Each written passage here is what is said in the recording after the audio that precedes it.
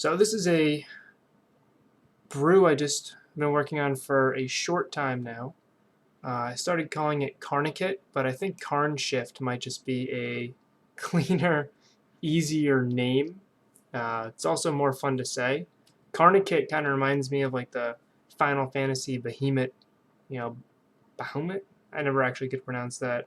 Dragons that you would summon. Um, but Karnshift probably is a better, apt, more reasonable name for the deck.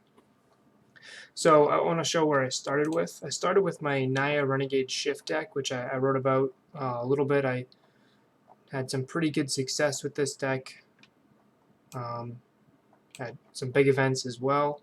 So this is the deck I was running, which I thought was very reasonable for a primetime Titanshift deck. Nahiri was a main board answer for Blood Moon and a lot of other things that were running around at the time.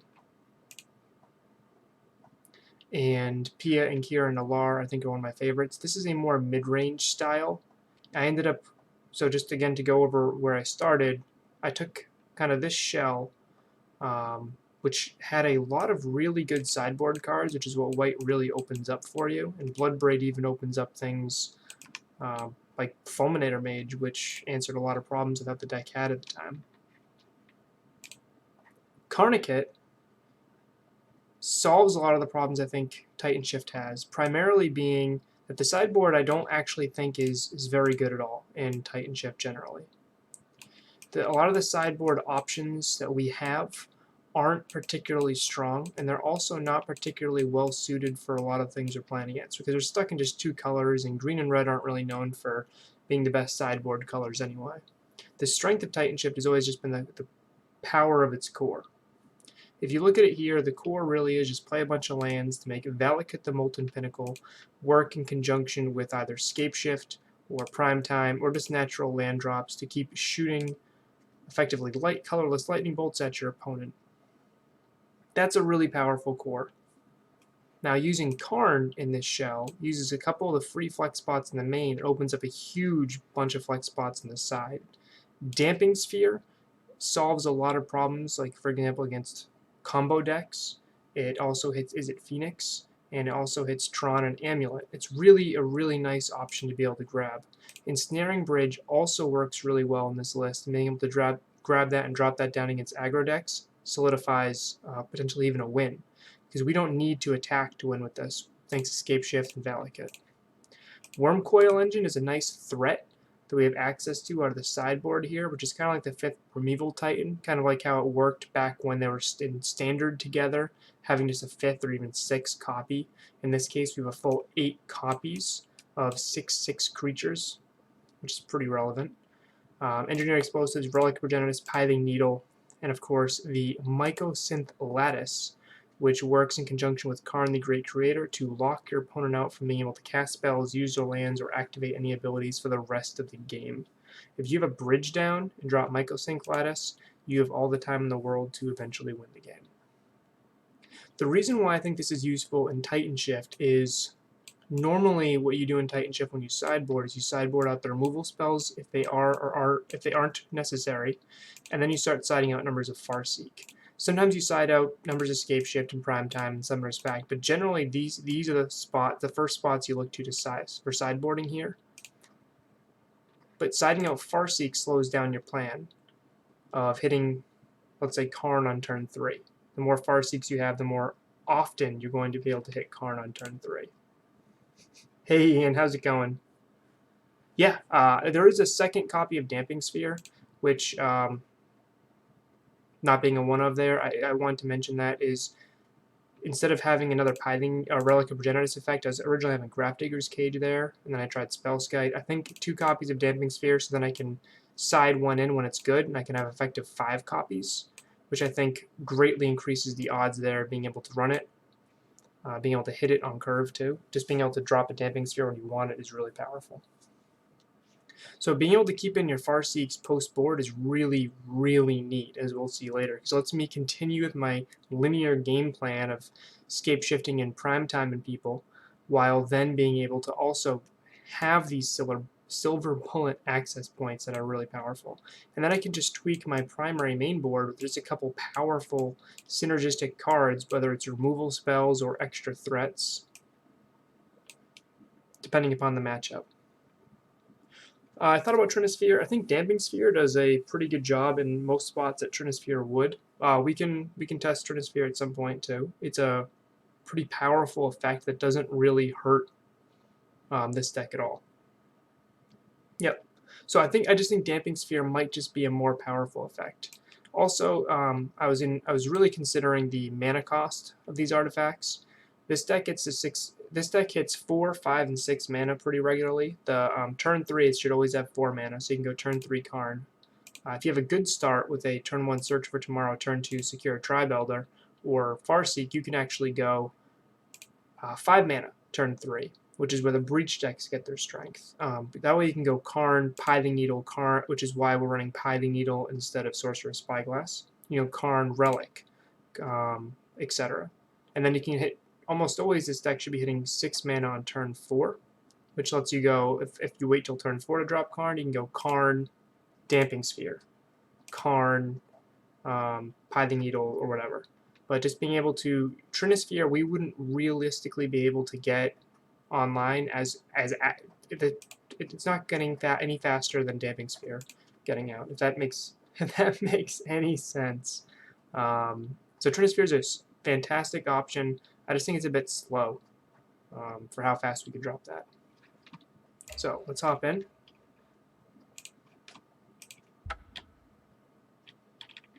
And play a league.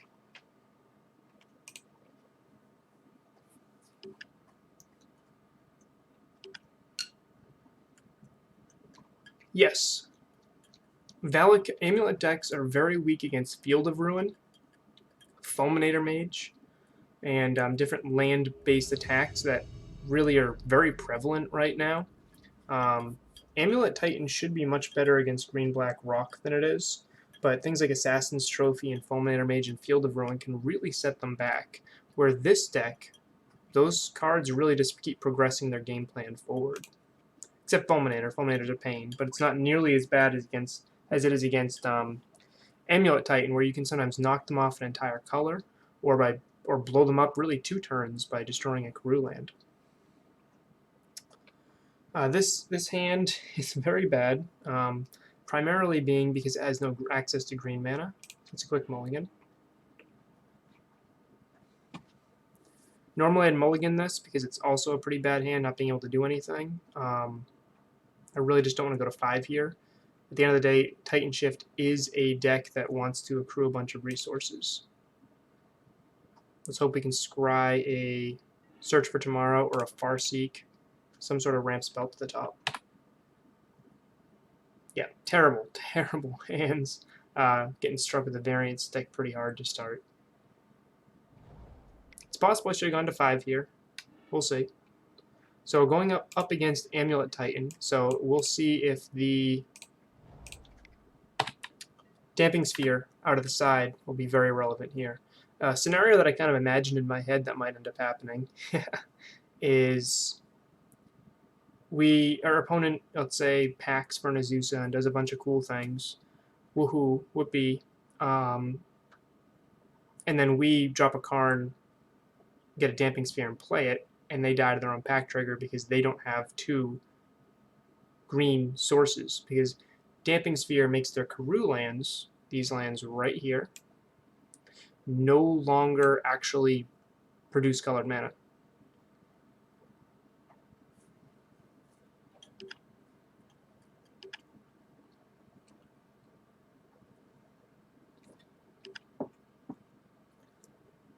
How was your Nightblade, man? I saw you on Jund earlier on your stream, which is pretty sweet.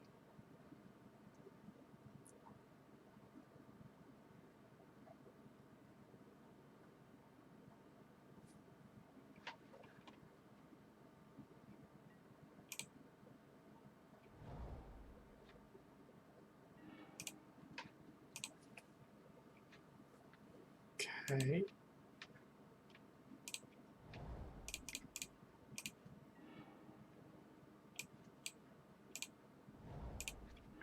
Nothing to do here but ramp and hope I draw. Let's say Karn would be one of the best possible draws we could have right here, so we can Karn Damping Sphere.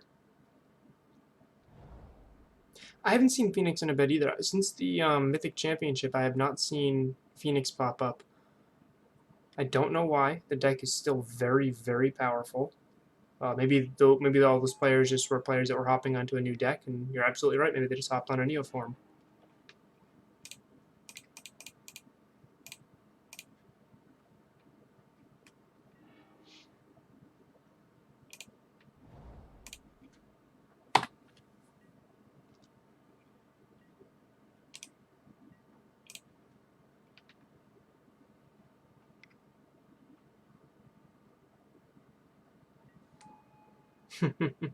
Okay, here's our opponent's Karn. I really hope we get a Karn.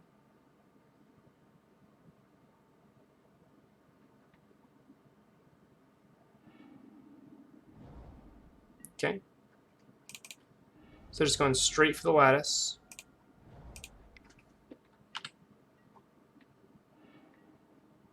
One, two, three, four, five, six. I could just bolt their Karn, but I think just putting a prime time in play is probably strong enough here. Even if they play the lattice, I could still have a prime time in play, which can kill their Karn.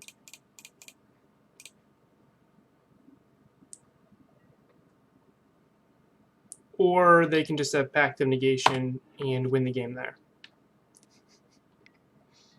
Sure.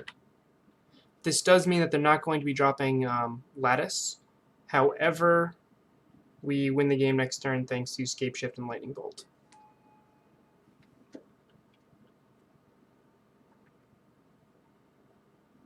One, two, three, four, five, six, 7 will be 18 damage plus Bolt. Means we have one dead opponent.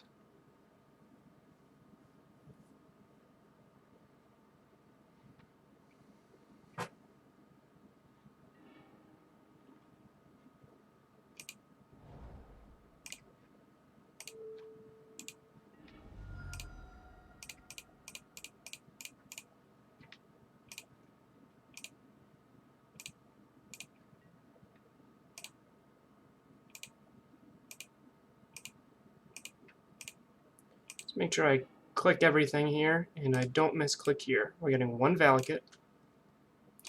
Everything else we're grabbing is a mountain.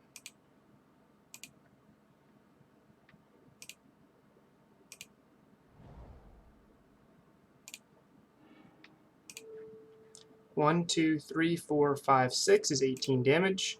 They are at 17 life. And we just stole a game from Amulet Titan, which I think they're slightly favored here.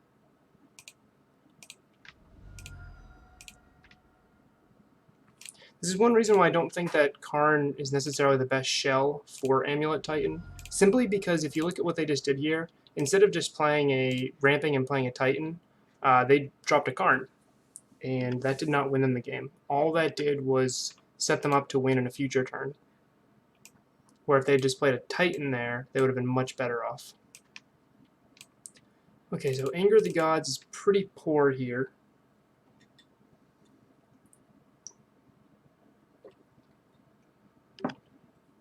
This is the matchup why I'm running 2 Damping Spheres in the side, so I can have 1 for a Karn tutor and 1 just to bring in for when it's good. Here's a situation where it's good right now, so I have 5 effective copies.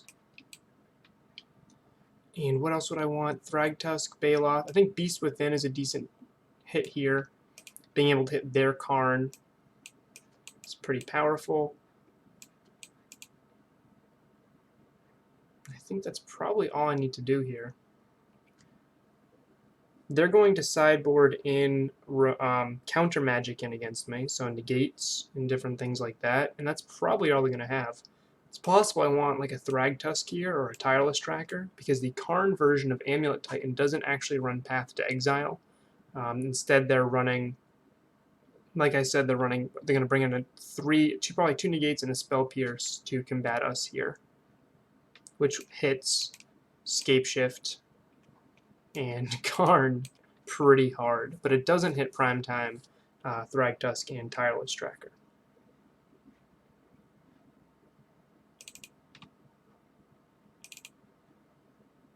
think I'll trim like this.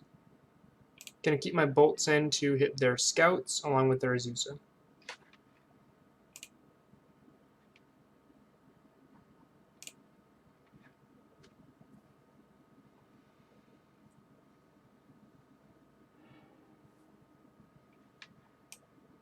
Okay, I actually like this hand. It's just fine. It doesn't have everything we're looking for, but it is a fine linear hand, which puts a lot of onus onto our opponent right now.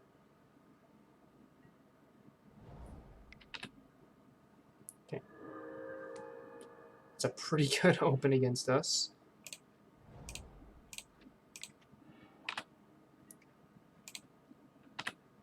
Maybe their best open against us with our best possible open in general, which is turn 1 search for tomorrow.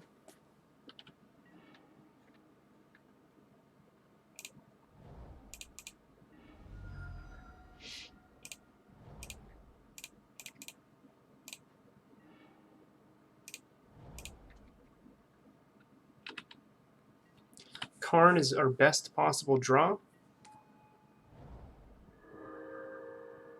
Or natural damping sphere would be pretty good too.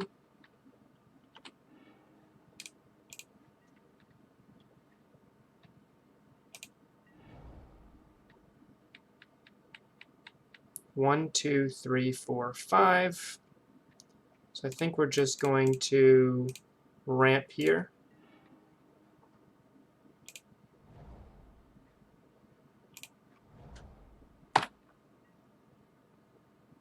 Next turn we can drop Prime Time and have a Windswept Heath for an immediate Valakut activation, or whenever we want, like an instant speed lightning bolt action there, and then make them deal with our Prime Time. Like I said, this new Karn version of Amulet Titan isn't, at least all the lists I've seen, are not running Path to Exile. So if I can land a Prime, I'm probably in a decent spot. Looks like they have their own Prime Time here, though, which is going to come in and punch me for 8 right now.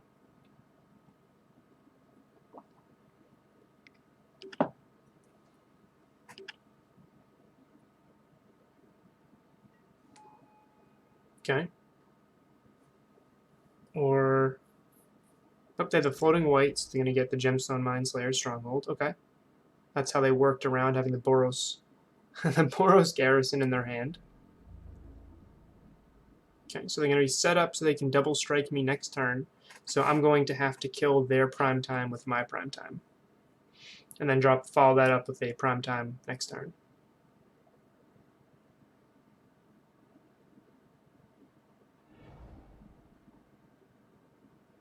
Okay.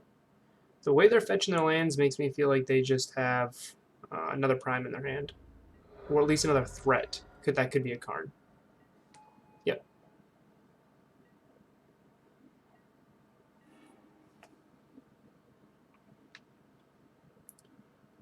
Okay, they did not pact. Like, this is a situation right here. If they had pacted for this Titan, I could Karn, Damping Sphere, and they just died to their own pact right now. That is something I was really excited about. I could Karn pact, and they're just going to kill Karn or me, World of Hurt. Next turn, they can just fetch up a Lattice with their own Karn and kind of wreck my day. I'm trying to think of a way I don't just die here. This is a whole lot of Prime Time right now. So I can drop my Prime Time, right? I could get 2 Valakuts, play this Windswept Heath, fetch something. I can either kill their Karn or kill their Prime. If I kill their Prime, they're not killing me, but then they're just going to Lattice me. So I kind of have to kill their Karn.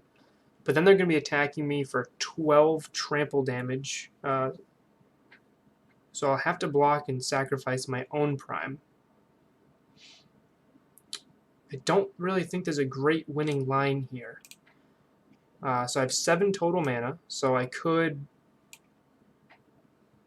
Karn, drop a bridge, but again, that's not saving me from their Karn. I could Karn Pithing Needle, right? And name Karn, which is a linear effect, so it would hit both of us. I can Karn Damping Sphere. Okay, let's say I Karn Damping Sphere. They're not going to be able to... They're going to put me down to 3, unless they have Ballista in hand, which they could probably get off of their Karn. They could Karn... Yeah, so I'll be dead to their own minus Karn, grab their own Ballista, and then kill me with that with 1, 2, and then that'll give them 3, 4 mana. Okay. So I think I just kill their Prime, and then I die to their Karn. So I can't see an out here, but I might as well just play it out just to see what they do. Yeah, I don't see an out. I was just trying to talk it out.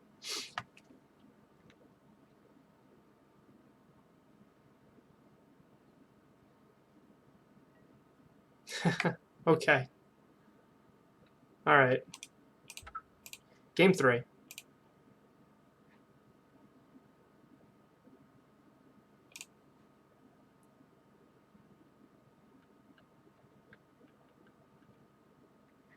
Switch Thragtusk for Baloth. He's easier to cast on turn 3. That was a really good little prison our opponent put us in there. It was all possible because they had their Amulet out.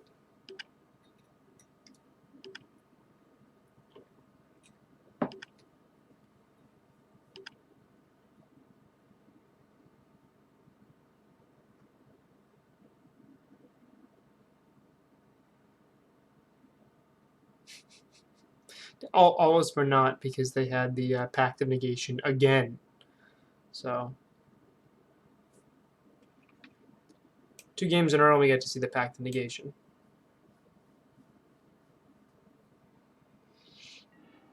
Okay, let's be on the play. And I love this hand. I love it because we have a Damping Sphere, which might be able to just lock them out of the game. I'm going to start with the Stomping Ground turn 1, which, instead of fetching, because I want to draw more lands.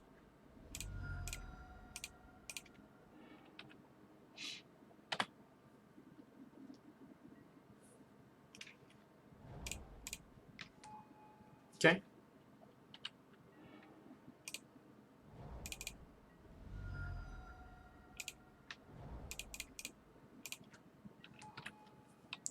Says their strongest possible open is a turn 1 Amulet. That would normally allow them to do a turn 2 Azusa. Whew, double Amulet. Without the Stamping Sphere, I think we would be in pretty big trouble here.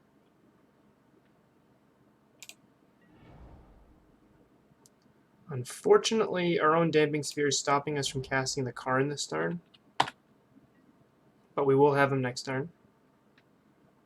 I still want to draw lands, so I'm just going to yield through here.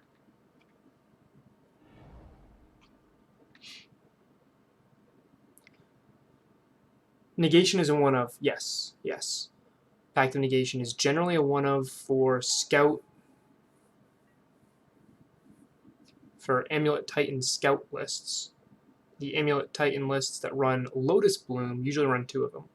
The Hive Mind lists sometimes run 2, 1 on the main, 1 on the side, Pact of Negation, but the Karn lists are just running the 1. So they grabbed Energy-Eater's Explosives, but they still don't have colored mana because this Boros Garrison taps for 1 single colored mana. And our own Karn is absolutely going to shut down their EE, which is kind of funny here.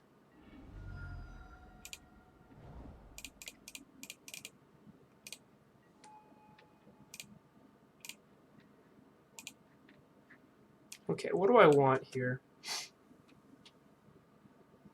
Next turn we have 6 mana, so why don't we just Lattice them? That seems fair to me.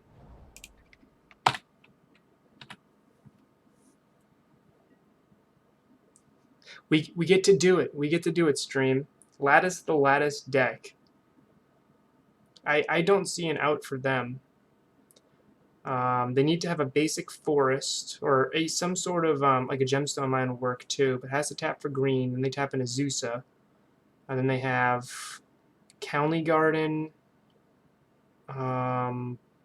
What's another tapped? They're not running Kabira Crossroads because they're running Radiant Fountain. So I don't even think they could do... I don't see an out for them. The best thing I think they can do is just put a bunch of... like a Walking Ballista. You just put a threat onto the board. But we're going to go Lycosynth Lattice and then maybe 2 turns later win the game. I did consider running a Darksteel Citadel in the sideboard just so Karn could actually get us a land. Because there's some situations I thought where maybe you'd want to be able to grab a land there.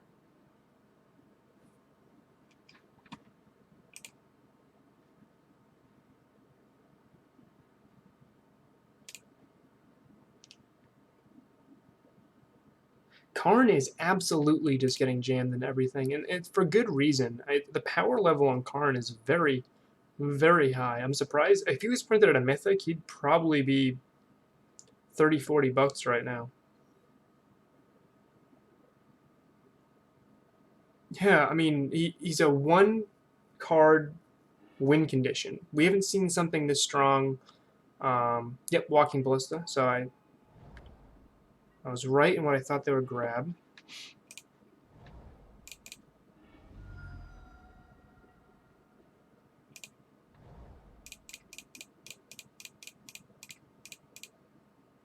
Let's drop the Lattice. Now they can still attack. They can still attack Karn. So if I make a mistake and like -2 here, they can still kill him. So, oh, their Karn's locking me out too. Oh, I forgot about that. Punt count. Punt count. They just won the game. They have a Karn out.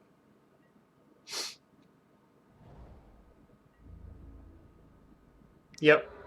Okay.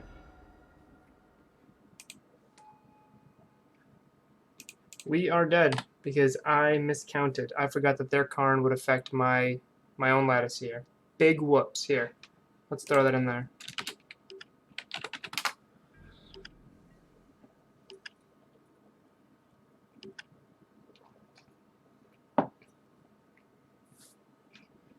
Alright. Well, we're down a game. Today we learned. So I should have grabbed a Worm Coil and dropped a Worm Coil there.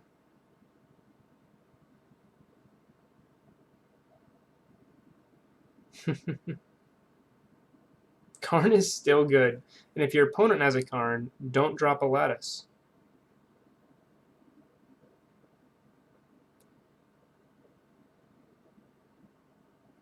Because we had that game locked up. That was 100% on me. And on you guys in the chat for not telling me that that was a terrible mistake that I was planning.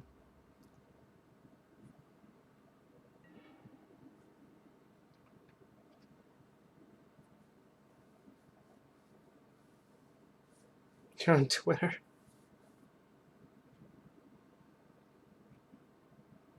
Tell the presses.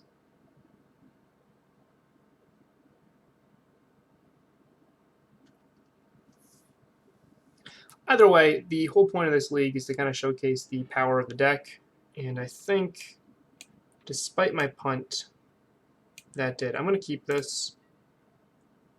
His hand is a little slow.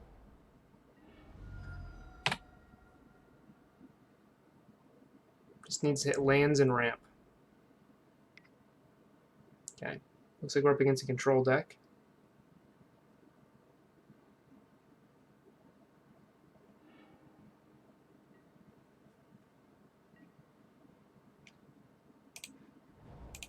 Well, land number 1 was hit. Just need 1 more land or a ramp spell, and we can drop Karn on curve. I'm fine with that. We have 4 Valakut, so if they Field of Ruin us, it's not a big deal. Blue-white rarely runs Surgical Main. I know some people have been, but if they end up doing that, it's a little spicy, but I'm not going to be super upset about it.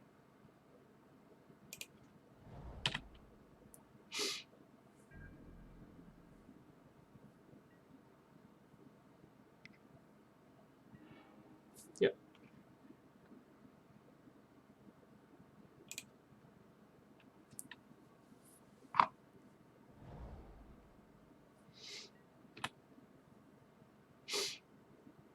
Up against Ocelot 823 on blue-white control.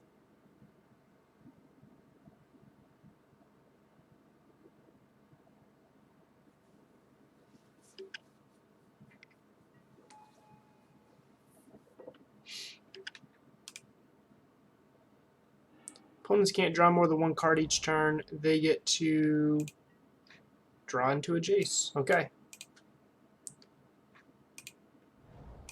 They're tapped out, so I'm going to slam a threat.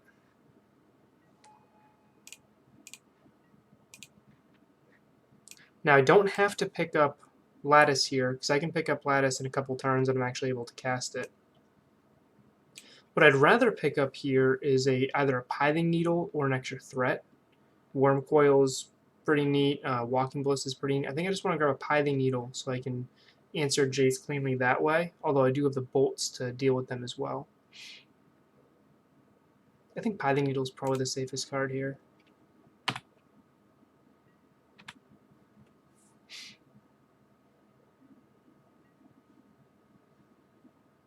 This is their turn 5, so it's not like they can kill my Karn. I can always Pithing Needle the Colonnade. It's actually a decent line.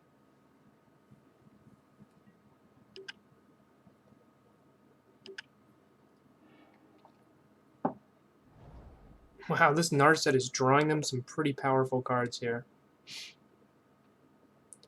Narset's basically their version of Karn here.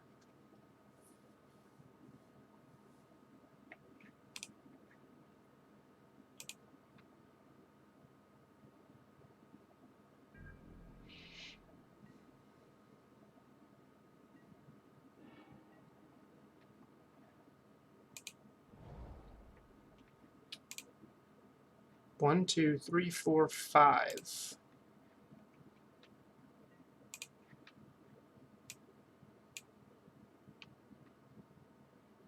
pick up Walking Ballista.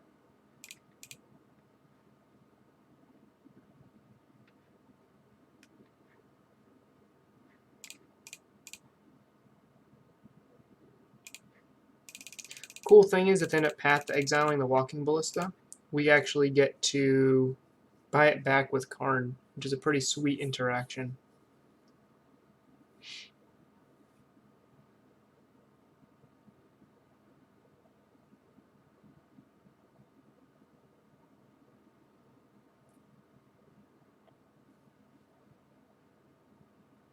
We know our opponent has a Cryptic in hand. Having them choose whether they Cryptic this or Cryptic the Pithing Needle.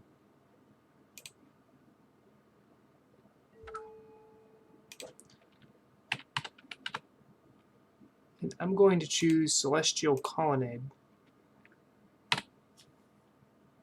I have 3 bolts in hand to answer their Jace. I'll effectively have drawn them 1 card. It's not that big of a deal.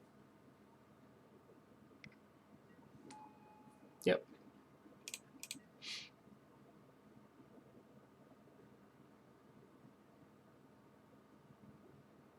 Plus, if they tap out right here, I don't really mind it, because if I top deck a land, I'm able to slam a Titan down.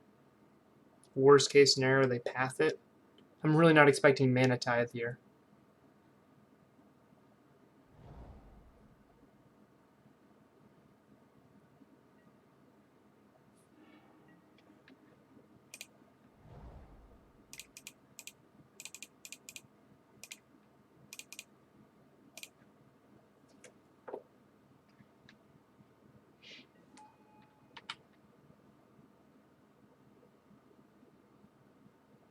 They have path, they're using it now. Yep. 1, 2, 3, 4, 5. So I already have the 5, so I'll just get a forest. But now my Scapeshift is definitely lethal. And I can kill Jace this way. They do have the Field of Ruins. They're going to knock out a Valakut. I'm just going to get 2 Valakuts here. I don't really care if they Brainstorm again.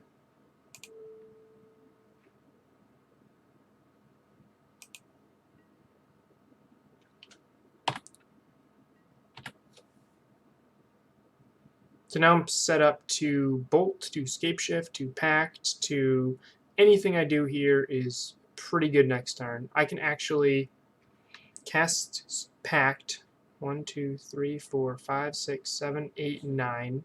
I can attempt. I have enough mana to pact for secure a tribe scout.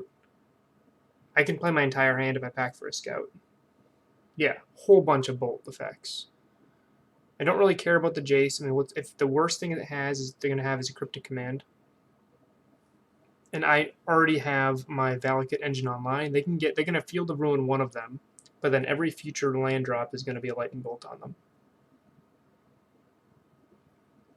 Their fastest win condition, Colonnade, is being blanked by a Pithing Needle, and I'm drawing extra cards each turn by my Karn.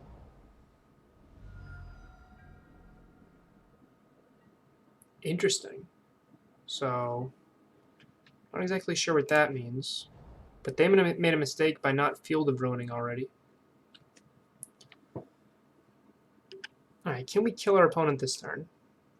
Let's assume they have 2 counter spells. They have Cryptic and something else. We probably can't.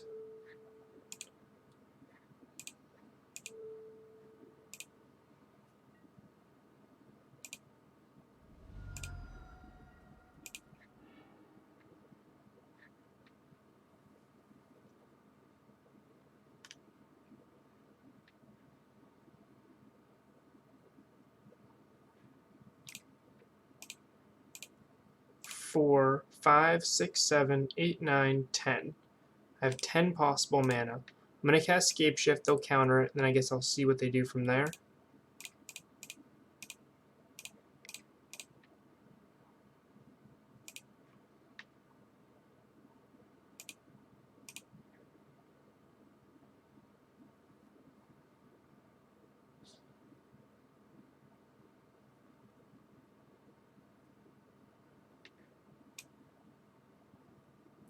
Opponents shocked themselves here, so they definitely have something.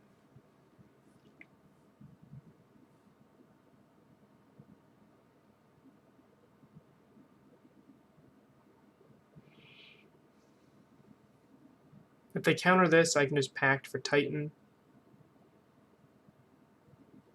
Stifle. Yeah. I can wish right now for Relic of Progenitus, which can mess up with their Snapcaster mages. I don't think it's powerful enough, though. I also don't think Wormcoil's that great here. It is nice, though, if they path their Wormcoil, we're actually able to counterspell, return target permanent to its owner's hand. Thank you for returning the tapped one.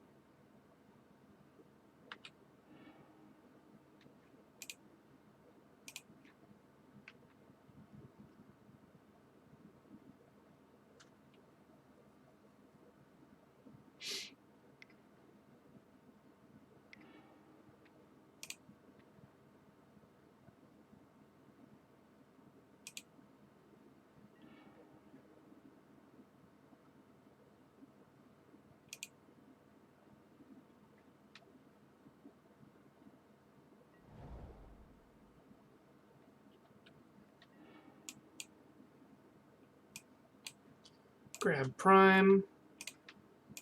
Cast Prime, leave a red mana floating. Prime will resolve.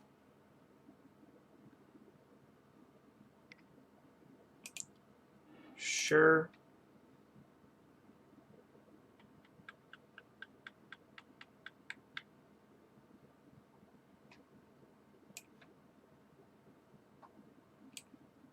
Three, 5, 7.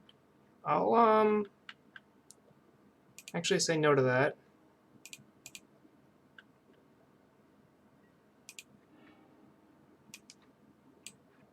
I'm just gonna grab Valakut, and I think Fetch Land's probably pretty safe.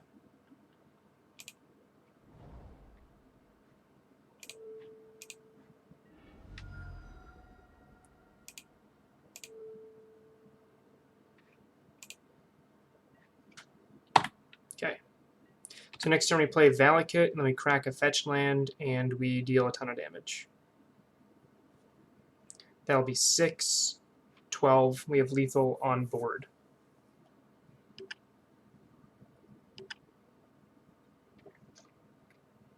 So I think Karn is a great addition to the deck, as long as you remember that you don't drop the lattice when your opponent has a Karn too. I'm gonna blame that on the nighttime stream.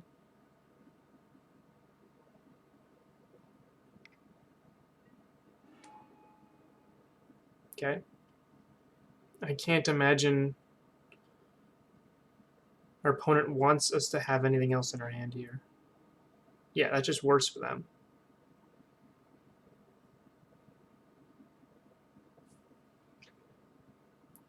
So best possible wish targets we can still grab next turn. Relic of Progenitus isn't bad. Worm Coil's not bad either.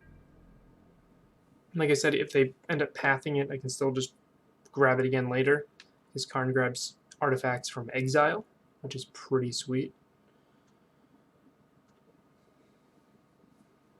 I think Relic of Progenitus maybe just to shut down Snap Path. Okay.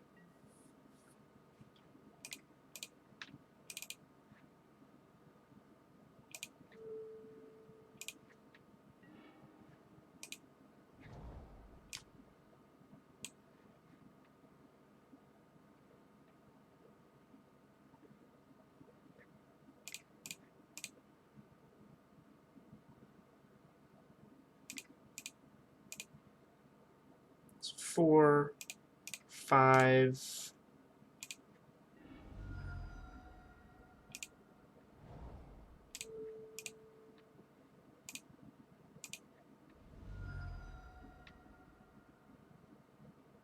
How many mountains do I have left in the deck? Let's see. Here's my 4 Cinderglades, so I think I still have the 4 Stomping Grounds, right?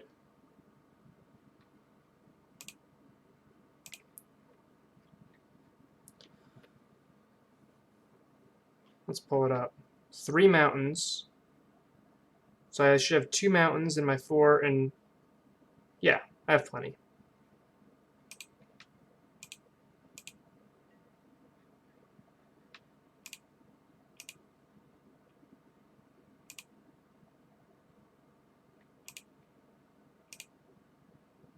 I'm gonna do. I don't actually have to do that many.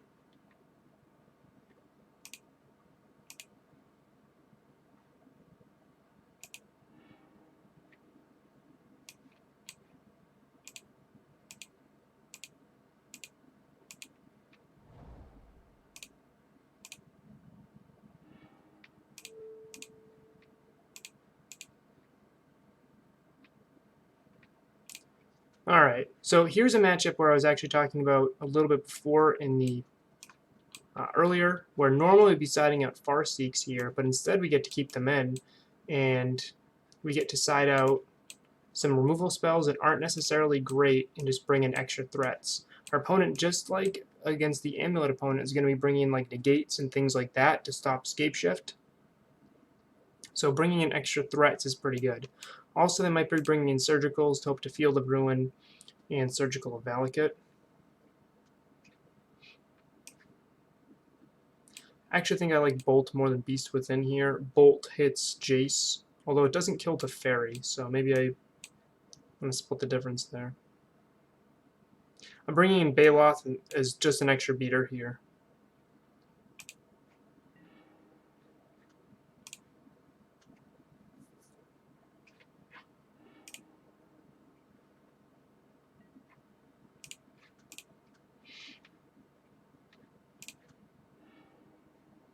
Okay.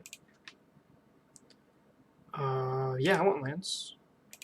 This hand is pretty great. I've got a way to kill Jace. I've got a ramp spell, and I have a Karn.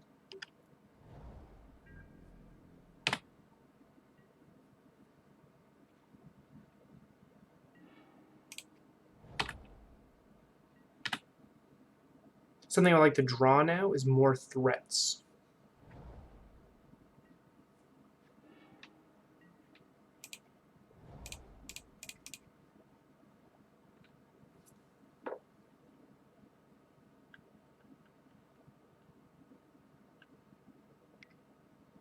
Okay.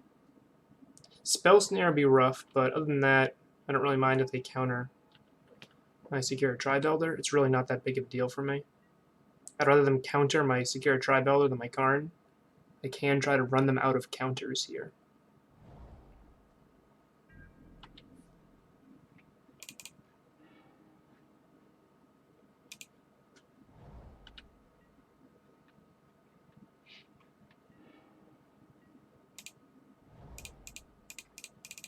Fortunately, I'm drawing a lot of basics here.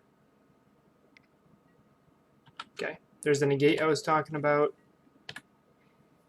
And now we just need to keep drawing threats. Prime Time, Thragtusk, more Karns, Scapeshift. These are the things that we need to draw now. Not lands.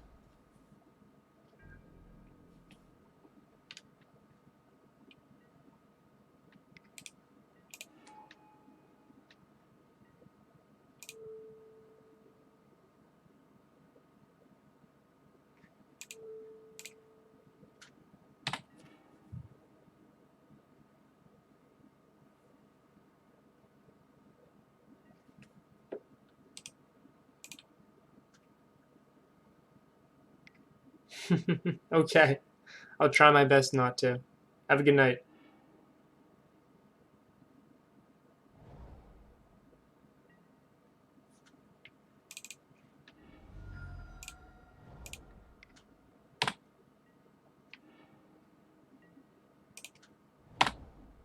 Okay. Downside of a 27 land deck is sometimes you draw 27 lands.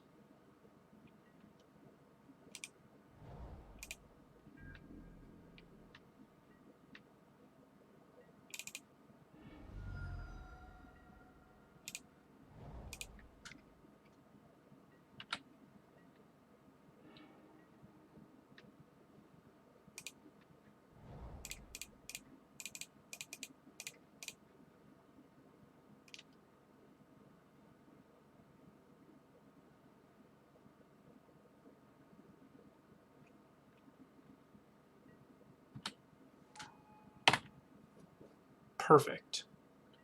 Even if they path this threat, 1, 2, 3, 4, 5. I'm going to actually not crack that Windswept Heath in case I draw a Valakut. Well, now I am. They gave me a clue.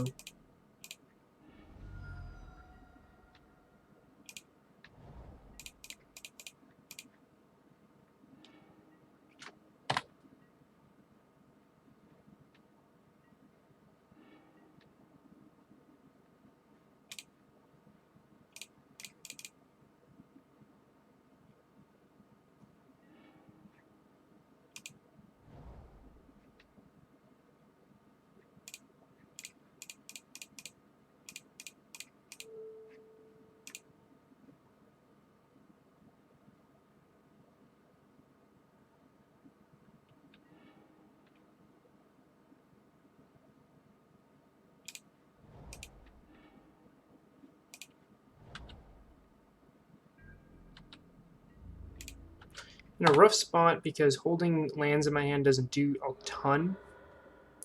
With that Field of Ruin, I need 2 Valakuts before, in 2 turns before it really does anything. What I do want is enough lands in play so I can cast 2 threats in 1 turn. I just need to start drawing into threats now. 1, 2, 3, 4, 5. Yeah, so they can activate Colonnade to block. Colonnade's bigger than my beast. I think they have this game pretty set up. I need to draw well.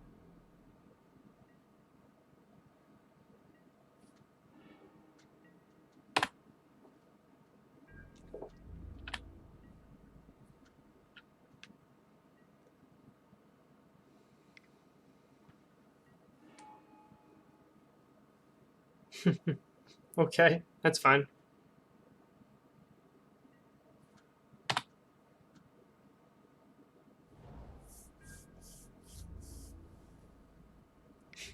Hey, GD Goldtree, we're playing Karnshift. So they have a ton of mana. They have 2 cards in hand. They've been holding on to for a little while.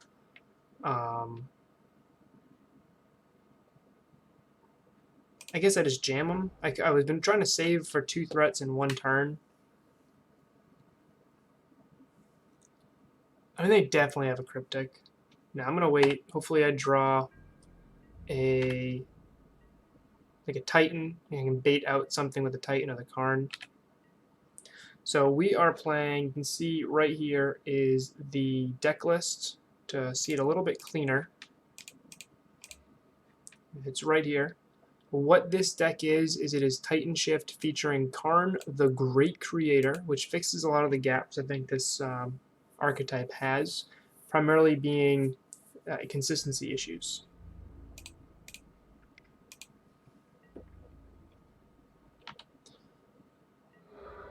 Okay, so falling right to play, and our opponent has Cryptic Mana up. If we just draw another threat, we can drop 2. Perfect. Which threat is more important, Karn or Titan? Probably Karn, right? Yeah, it's super spicy. I'm pretty happy with it. I punted last game against Amulet Titan.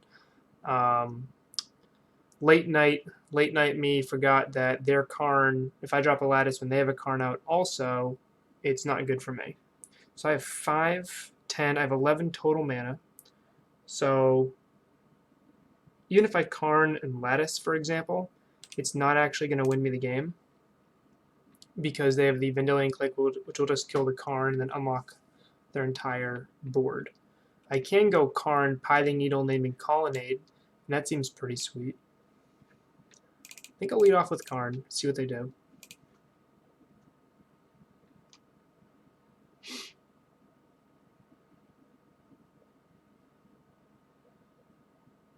I actually want the Titan to resolve. Okay. 2.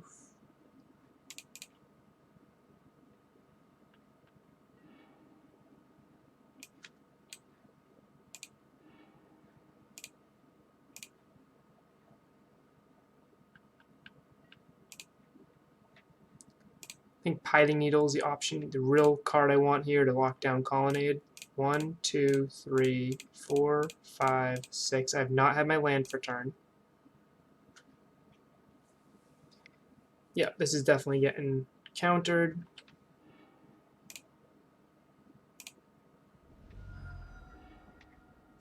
Fortunately, I do need to drop the Pithing Needle here.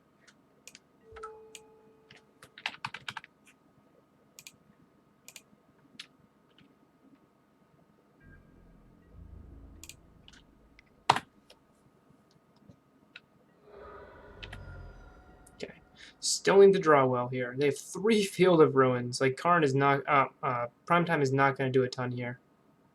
They have us pretty well locked down. They get to kill Karn right here.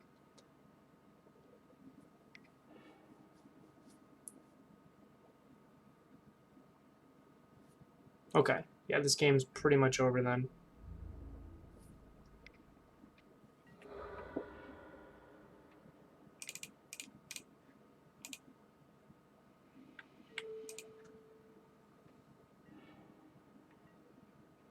Let's see what the last card in their hand is.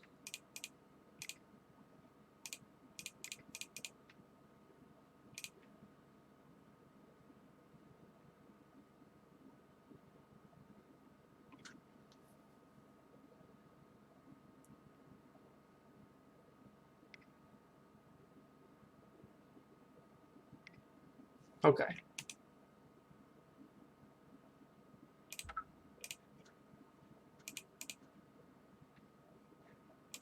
Same thing, just bring this back out.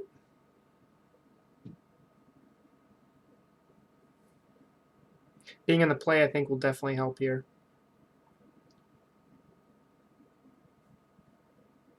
Being in the play is always helpful. So we just drew too many lands. If we'd drawn a Scapeshift, or if we just drawn one more threat a little bit earlier, I think we could have won that game. It was a little bit too little too late there.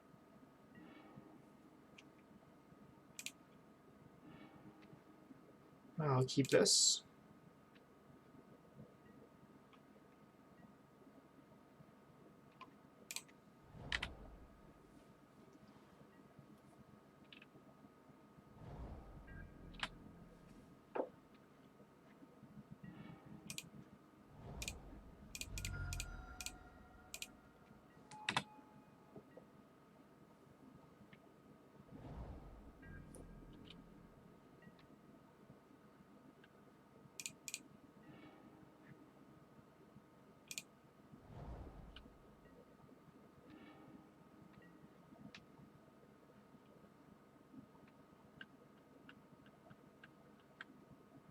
So next turn I'm pretty much guaranteed to hit Titan anyway. They have Field of Ruins, so I really don't want to drop the Valakut. It's unfortunate I've drawn both of them. I have 4 total. I can search for tomorrow and cast Farseek, unless they counter the search.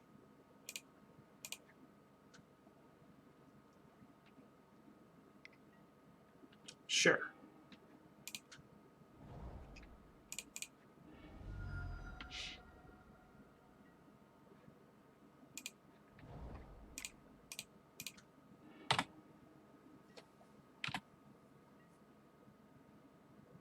So we don't have Titan mana now, because of that remand.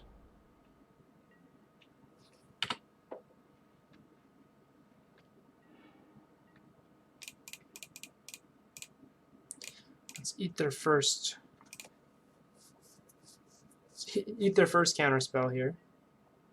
Okay. And I'll drop a Valakut so I have primetime mana next turn. Even through a Field of Ruin.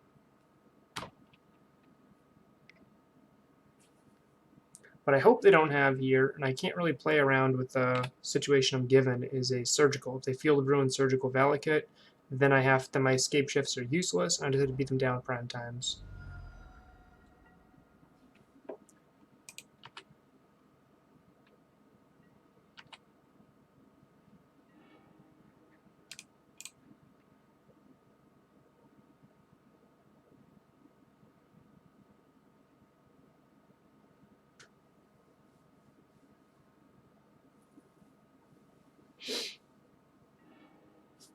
Okay, mountain. Now 4 mountains in play.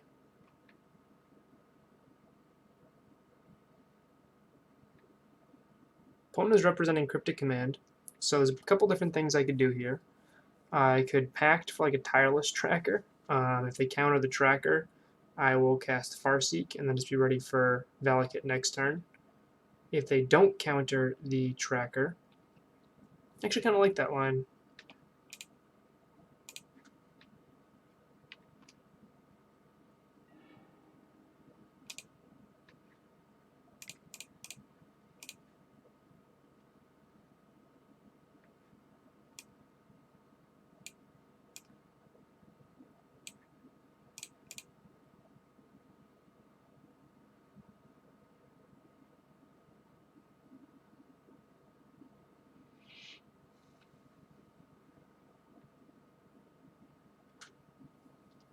If this resolves, I'm dropping Valakut and then casting Farseek and hopefully getting 2 clues off of this Tracker.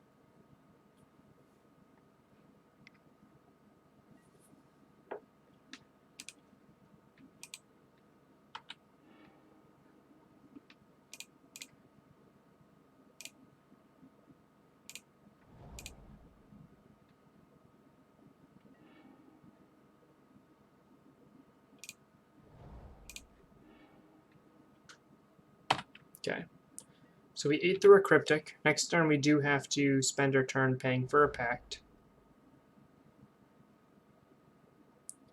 But our opponent's kind of obligated to Field of Ruin or Valakut right now.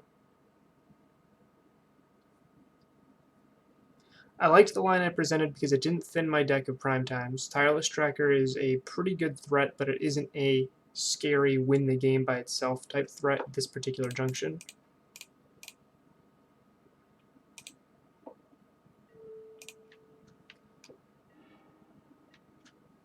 Okay.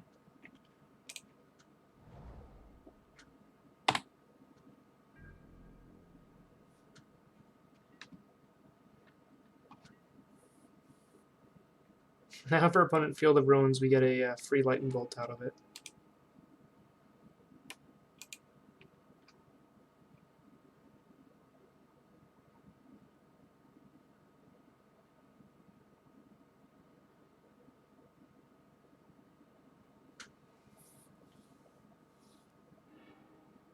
Okay.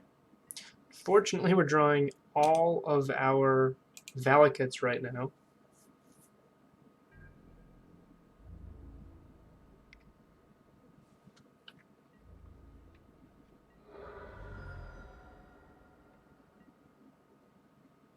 Karn would be a decent draw, even the secure Tri-Builder would be a decent draw. We drop Valakut and then we ramp.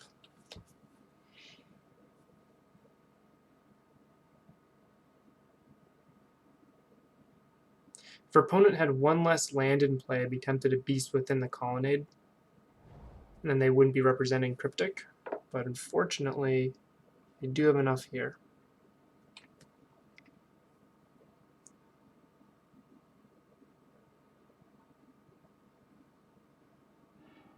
Sure.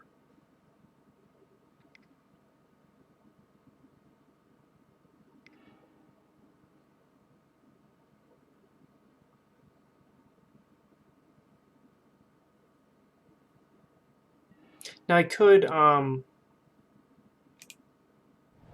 Beast Within my own Valakut so they don't get a land out of it, and that way they're not going to be representing counter magic next turn, and hope that I top deck like Escape Shift. I just think that's rather unlikely.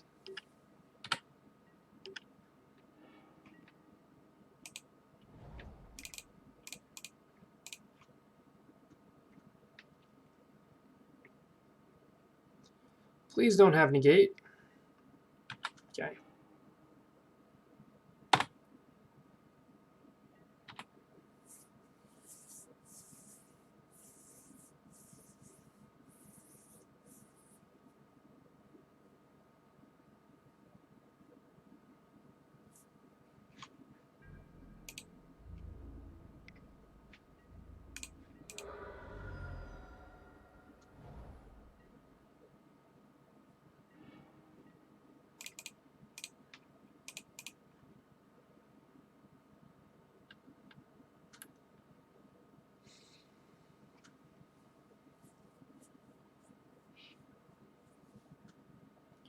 Control used to be a really good matchup for Valakut decks, but that was before Field of Ruin was printed. That would have been 9 damage I could have shot to their face right there if they didn't have Field of Ruins. And there's the other one. Okay. Yep. Went down to 1 Valakut now.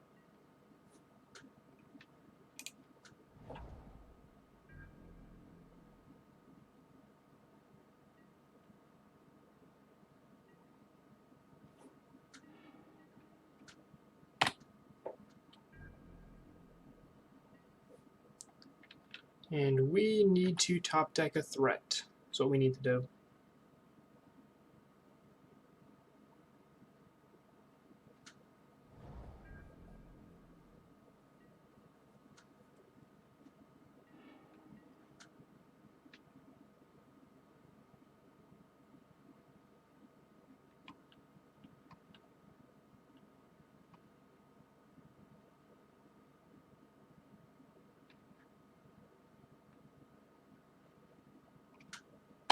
I'm going to wait one more turn until I have that follow-up threat, so that if they counter the first one, I still have the second one.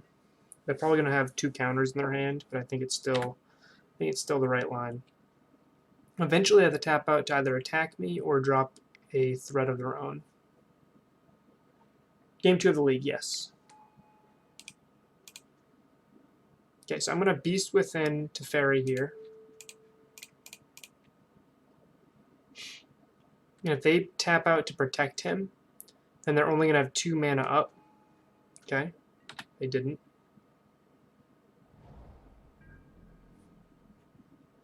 They did not. They played around it. Okay. Still need that second threat. Okay. 3, 6, 9. We're actually short 1 mana to cast both threats. So I'm going to Farseek, and then I'll have enough mana to cast both threats next turn.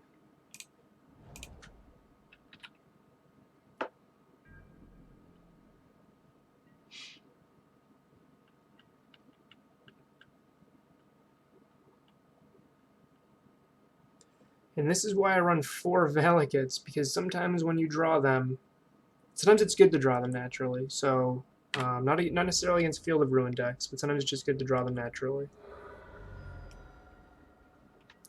A Vendilion Click could ruin our day here. What we're really just looking for is to jam two threats. But yeah, GD Culture, this is the second game of the league. Game 1, match 1, we played against Amulet, and we won game 1, lost game 2. That was probably the worst possible draw we could have had right there, because now they can Cryptic Command and just bounce the Valakut, and our Scapeshift does nothing.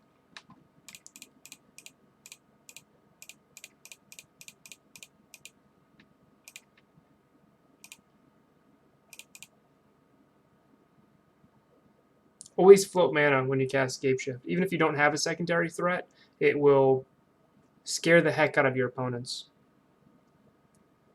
Back when I was on Naya Shift, I played against a Devoted Druid style deck. Okay, and Snapcaster Mage will end our day here.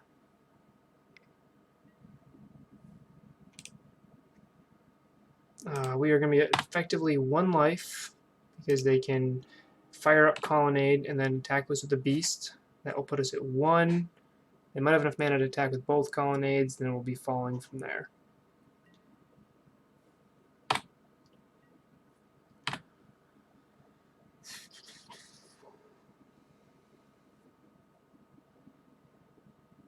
We had some rough variants, though, drawing all of the Valakuts. That is not something we want to be doing.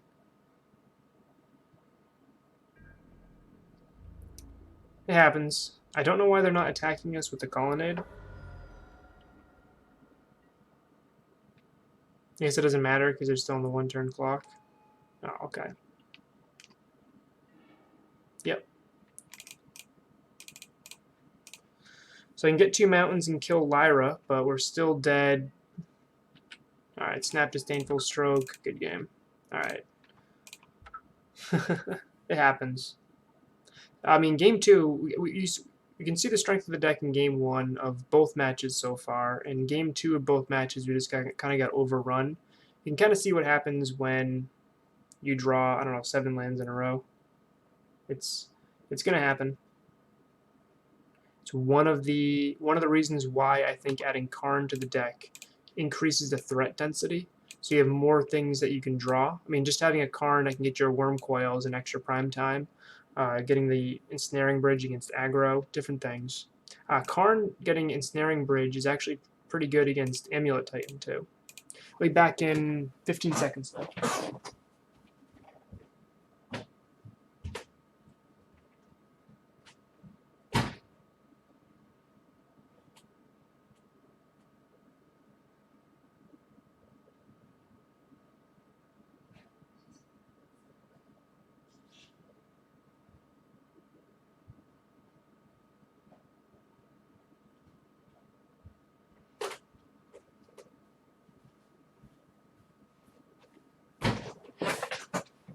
I think that was actually faster than 15 seconds.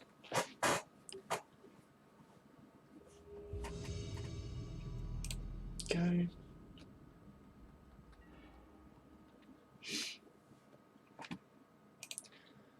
We're in the die roll. Bad hand. We'll keep this. Turn 1 Stomping Ground. Turn 1 Search for Tomorrow is always good. And yeah, I'll take another ramp spell.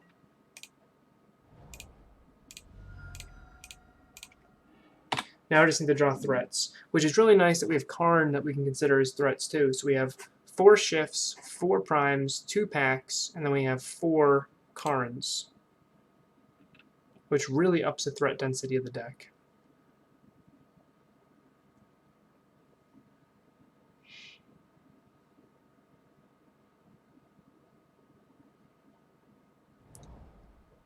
Okay. Well, we have a pretty good hand for a Affinity matchup here.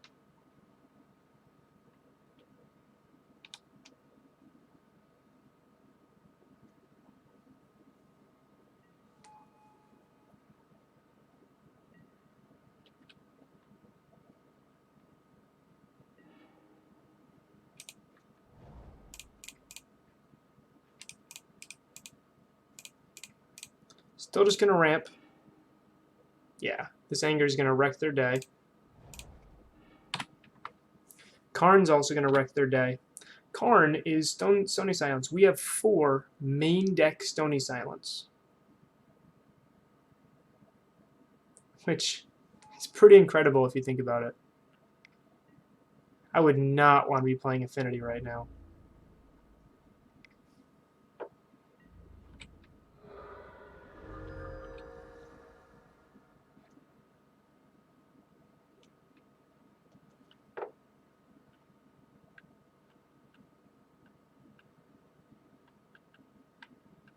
Yeah. Isn't it incredible to think about? Just like, we're not actually running it for the Stony Silence effect. I mean, to an extent we are to work with Lattice, but we're really running it as a tutor gift. Yeah, and everyone's playing New Karn right now. This is going to be rough playing Affinity right now. Although, unless you're trying to take advantage of people playing slower decks, which I guess is true.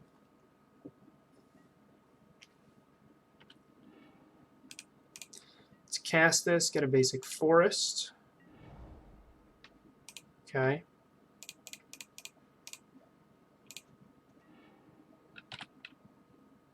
Still got to deal with that Ink Moth Nexus, which luckily we have a Lightning Bolt for.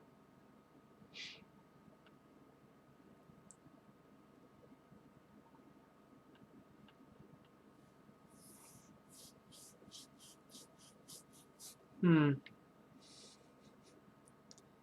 everyone really is playing New Karn right now, huh? I mean, Tron's running it. I was at Amulet's running it. Now Titanshift's running it. I was actually just talking to someone earlier about running it in like a green-black rock shell. Like, that's how powerful this card is, that you can pretty much splash it in anything. You don't even need to be a ramp deck. It's fine as a 4-drop that just draws you cards. I think I'm just going to bolt this. Every modern... Yeah, I mean, it's one of the most powerful cards we've seen in a long time. And I'm pretty excited about it. 1, 2, 3, 4. It's supposed to be a mountain.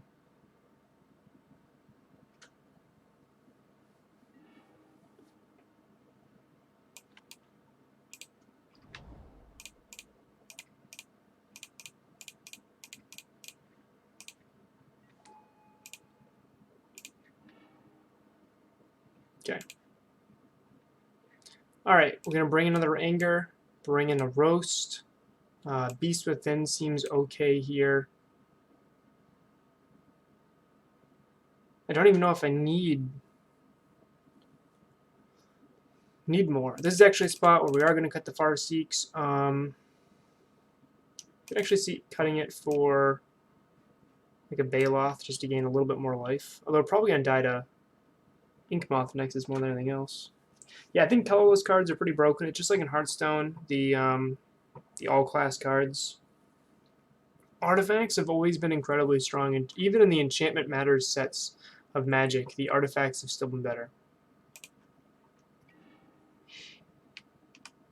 Yeah, I actually think I might have sided wrong. I think I should have kept in some Farseeks because our goal is to really drop a turn 3 Karn, which is Stony Silence. The problem is it's Stony Silence that can be attacked. I mean, I don't see any reason not to keep this hand. We have an Anger of the Gods, and we followed up with Stony Silence. I feel like that's a pretty powerful effect here.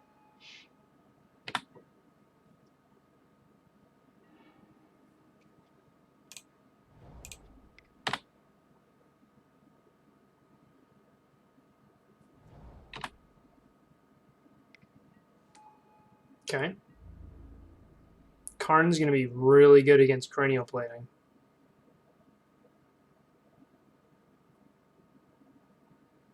So our opponent did mulligan to 6 and Scred Top. Catching up to the going-ons of our hands and hands.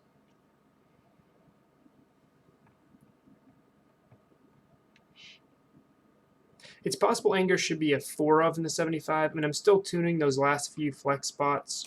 If we look at the list, just focus on the main board. I think that the removal package needs to be tuned, and I don't know how many Acid Moss I want. I really like Acid Moss as a card, but I think one is probably fine. Is a hate card against Amulet, Tron, and the Mirror, and Control. But it's competing in that 4-drop slot that Karn's running in, so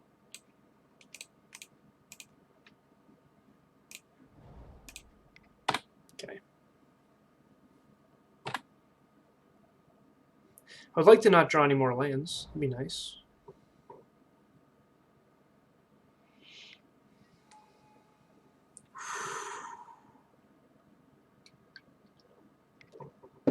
Okay. Getting punched in the mouth. I kind of feel awful. Anger of the Godding, a single Memnite. Acid Moss is phenomenal. I'm really glad that Thean Nguyen, I'm trying to pronounce it, Thean Nguyen, he told me how to pronounce his name, and I'm definitely butchering it. Mono green control is pretty sweet. So I think I think I'm supposed to Anger of the Gods here. And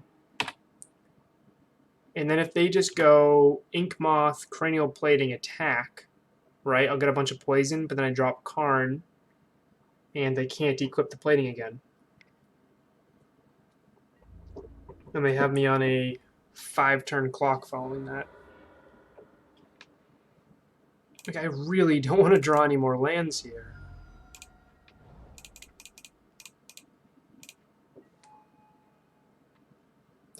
Yeah, so I'm guessing you're a Ponza fan here.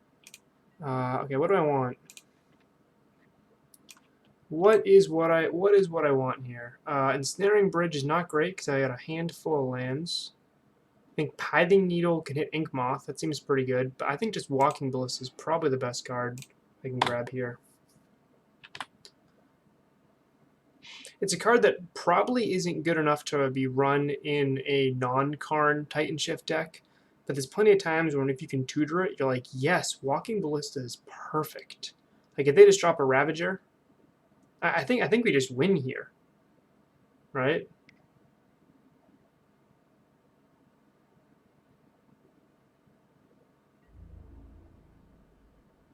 Acid Moss turn 2 is just so I can't even get over that GD. All right, we gotta win. So we should have had a win against Amulet. That was my punt. I marked it on the punt counter. Control game 2 was really rough. Game 3, I feel like we had our shot, but we just didn't get far enough. So we should be 2-1, but we are 1-2. So I need to close out strong here.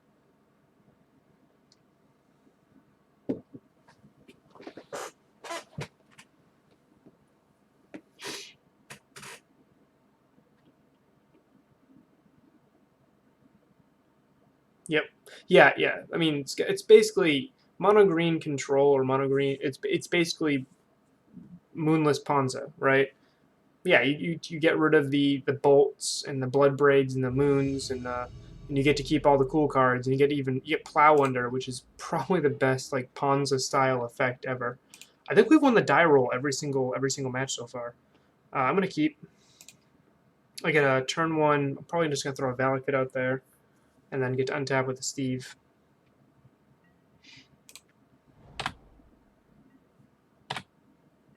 Have you ever run it in a league?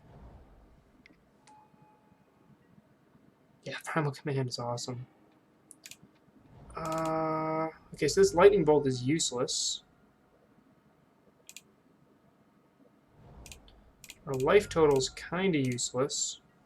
I'd like to have a Karn. If I can draw a Karn and drop it next turn, it makes all their expedition maps and everything else pretty bad here. Nice. That's pretty cool. Alright, they can have natural Tron. Just gonna keep dropping mountains, so if I drop this prime, it'll be a little bit stronger. Yep.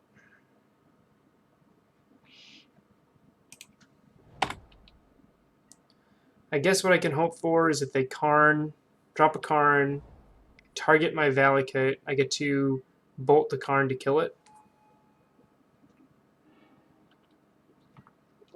Or they have 6 cards in hand and do not have any threats, which I find hard to believe.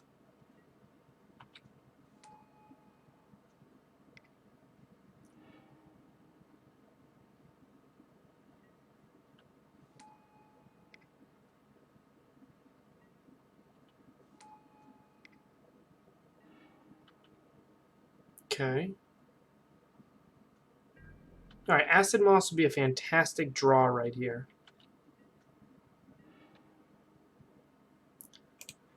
Alright. Well, I guess we get, if they don't do anything, if we can dodge on their turn, we get a Titan next turn. they had the turn 4 payoff. Alright, we cannot win from this spot. Alright. What do we want here? We don't want Anger of the Gods. We want Beast Within. I think I might just want that Damping Sphere. I have 2 Damping Spheres here for a reason. That way I can have 5 Damping Sphere effects instead of just 2. I think I like that.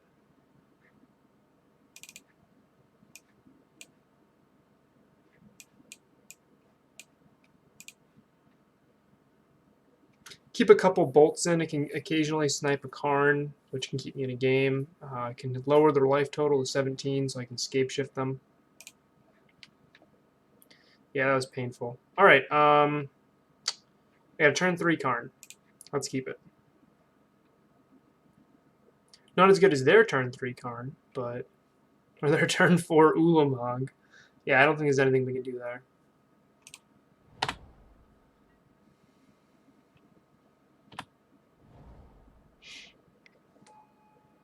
Okay, so they're headed down the path of having it.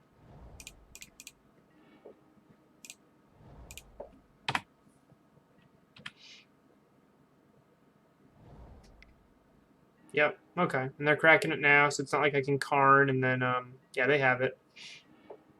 This is painful.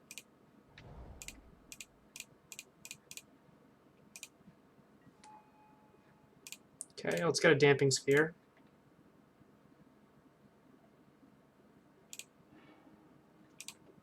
Which, even if they Karn me next turn, I get to cast. I mean, anything... I mean, they're Karning me right now, and it's just not enough. Alright, take Escape Shift. Prime at least puts me up on resources, and if they reset the game... Alright, so this is one reason why I run Pithing Needle.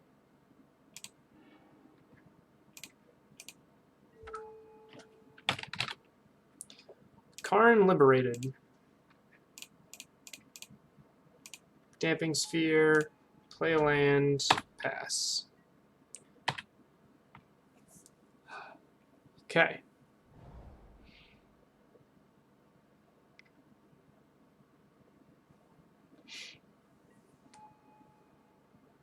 Okay, Ballista kills my Karn. Don't know why they didn't make him a little bit bigger.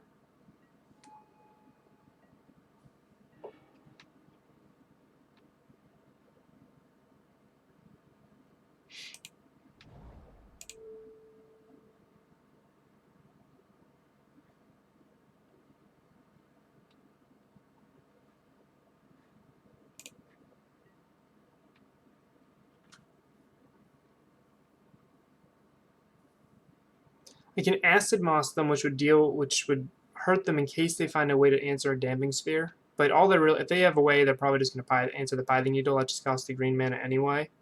I think I'm just going to land my threat and progress my game plan.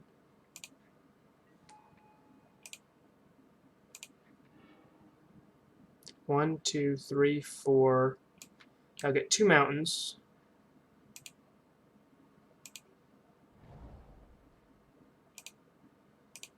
Kill this Walking Ballista. And punch him in the face.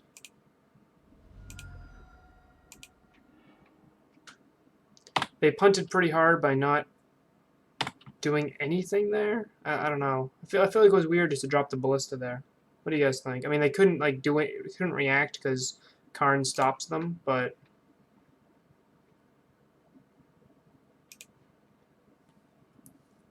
I mean, Damping Sphere is really, really good here. I'm even considering running a 3rd in the sideboard, and that way we can pretty much guarantee to have it. Because if we put a 3rd in the sideboard, we have the 4 copies here. Bring in 2 more, we have 6 functional copies. So when we really need it, we'll always have it. This hand is functional. I guess we race them with this hand. Turn 1 Search, turn 2 Steve. If we draw Karn, we're in pretty good shape. If we draw a Acid Moss, we're in really good shape. Beast Within's pretty good here too.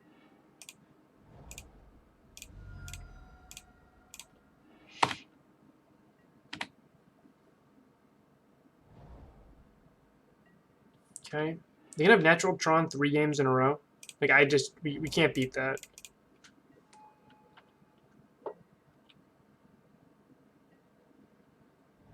Yeah. Oh, come on. Come on, friend.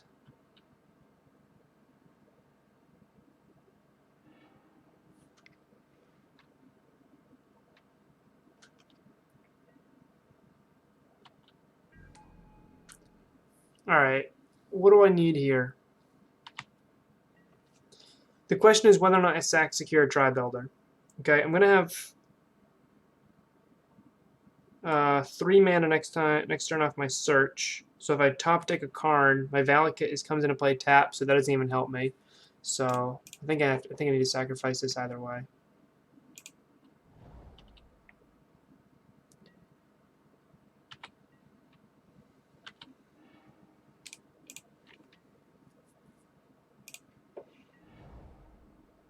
Okay. Play a land.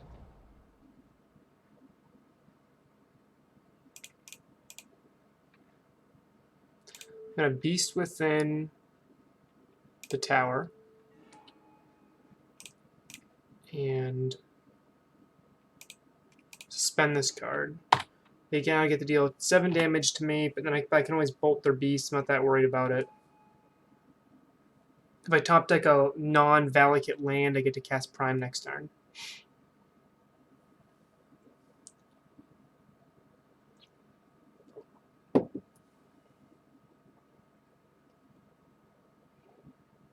If we lose this match, but it looks like we probably are going to, you can't beat turn 3 Karn all 3 games.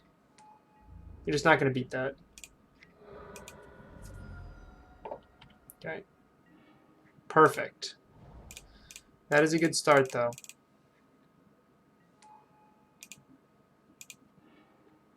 One, two, three, so 5 other mountains won't work. Let's get a Valakut.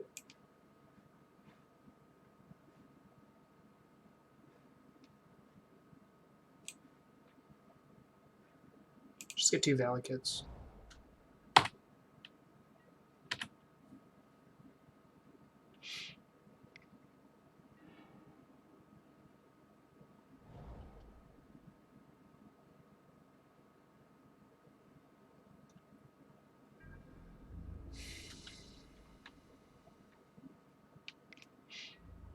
Opponent's playing pretty aggressive here, which means they're planning on blowing up the O-Stone. Okay. Yep.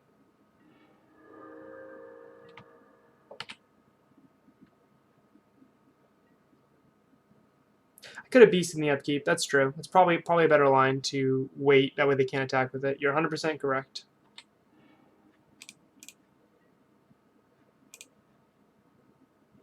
Now I want to draw land. Or I can just draw a win, right? 1, 2, 3, 4, 5, 6, 7, 8, 9, 4, 7. I actually can cast everything here, right?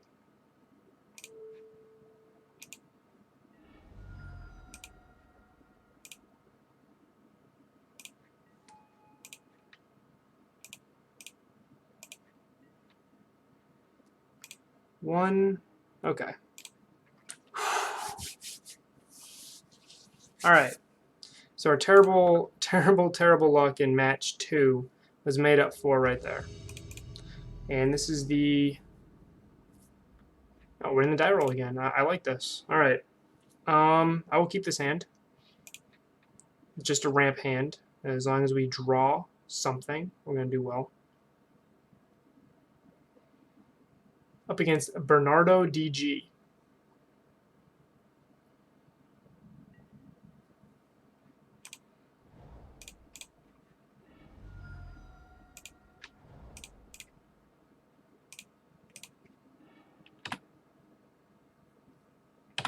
Okay, so we are set up to have a turn 4 Titan. If we draw one.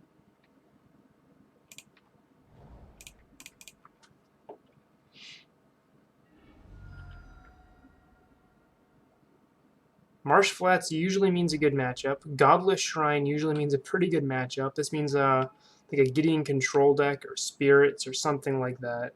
By Spirits, I mean black-white tokens. Okay, we're up against Abzan. Okay.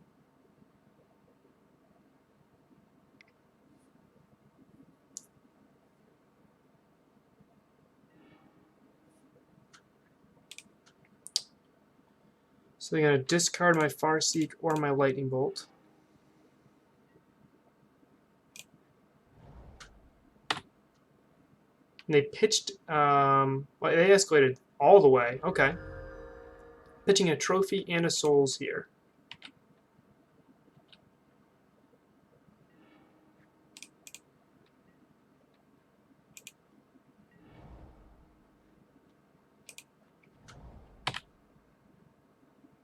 Okay, 2 turns. As long as I top deck a ramp spell or a land, I can win. Nope, they're at 21 life. Need to wait another turn.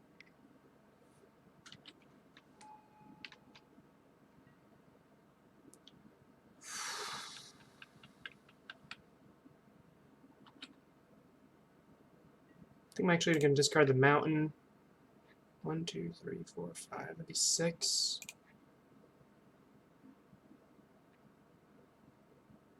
Yeah, I think I'm going to discard the mountain and bolt Liliana at some point.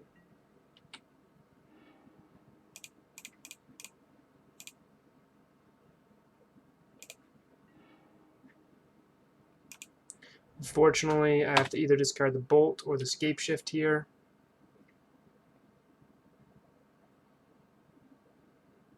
Yeah, they're in a pretty good spot with the Liliana. And really, it was a smart play, fully escalating the Collective Brutality, which put them out of my 7-drop Scapeshift kill.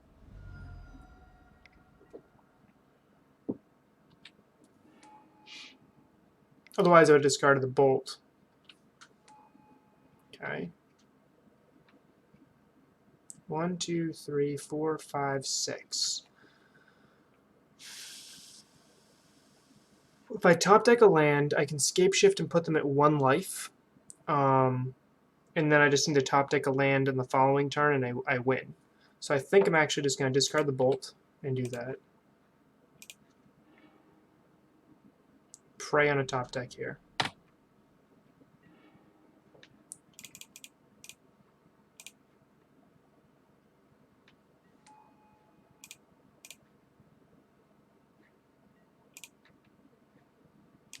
Okay.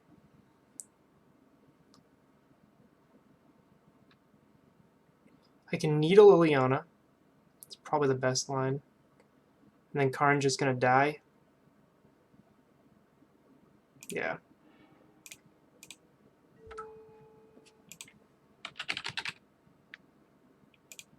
Liliana of the Veil. And pass. I'm going to let my cat in.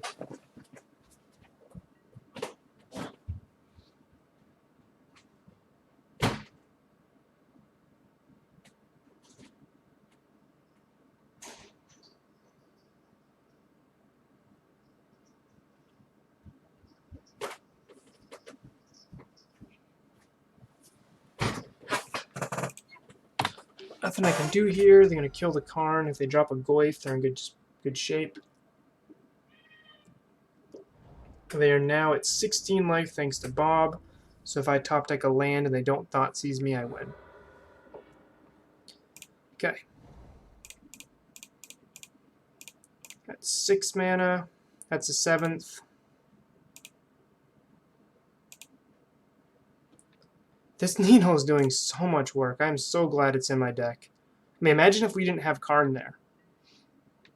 Sacrifice any number of lands, get my finger off of that 1. Okay, they concede. I mean, if without Karn, we didn't win that. We didn't win that game. If that was a Acid Moss, or if that was a Bloodbraid Elf, even, I still don't think we were winning that game. All right, so in this matchup, I probably want the roast. Want these cards.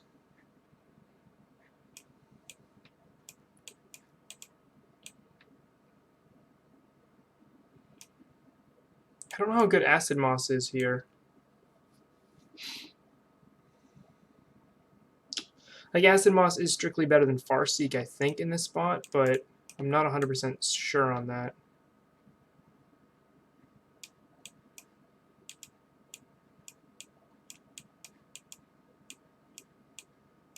So I have my threats here. I might even want to trim Escape Shift.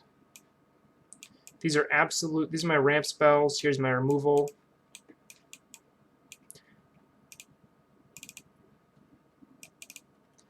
I'll trim a couple Farseeks. Bolt hits Dark Confidant, which is huge here. Roast can hit Tarmogoyf. Beast Within hits Muliana. So Ensnaring Bridge might actually do some work in this matchup, but they do run Lingering Souls, so that can probably get through my bridge.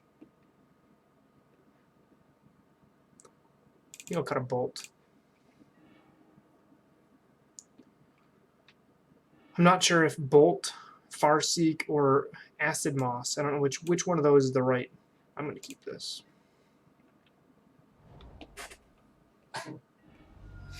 Hey, Spider Space, how's it going? So many Karn decks. I mean, I thought of... I've been playing Karn and Amulet, and I tested it in your Thalia Stompy. But I think, honestly, the best home for it is either Tron. It's a deck that doesn't have good sideboard cards, and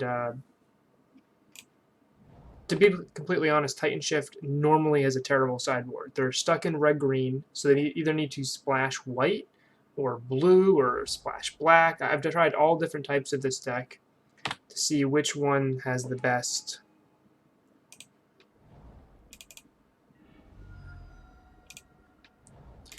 Which one is the best plan. And without splashing a third color, you really don't have a good sideboard at all in this deck. And I think Karn fixes that.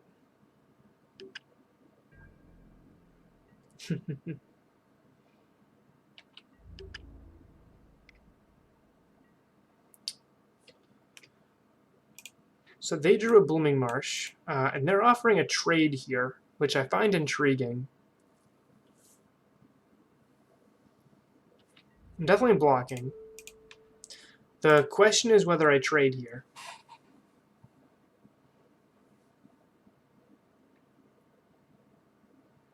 Why would they offer this trade? Do they have a second Bob? Karn plus Border Post does seem pretty good. Yeah, it seems really good, actually. Fulminator, sure. There's got to be something that they're... They have a Blooming Marsh. They have a third land. Why are they attacking? Why are they offering a trade? If I was on their side of the table, why would I attack with a Dark Confidant knowing it could just die to a secure Tri-Builder? I think I need the land, but Bob is a serious threat, drawing my opponent the resources they need to kill me.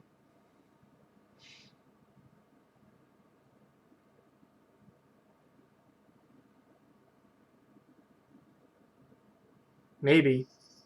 Honestly, I think I'm going to crack it. I think I'm going to crack it, and then I'm going to Summoner's Pact for a Tireless Tracker, play my fetch landing, try to get far ahead from there. So I think that's my line, actually.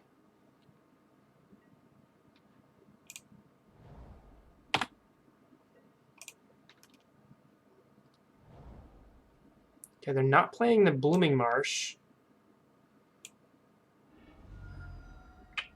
Alright. Well, no Tireless Tracker line for me. That's going to be sweet, too.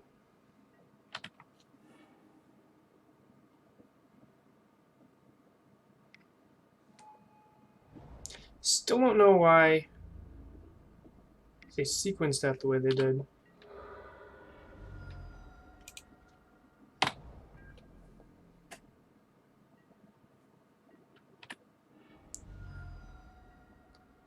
Okay, trophy and a souls. Yeah, I think you're right. I think they just assumed that I would not actually accept that trade.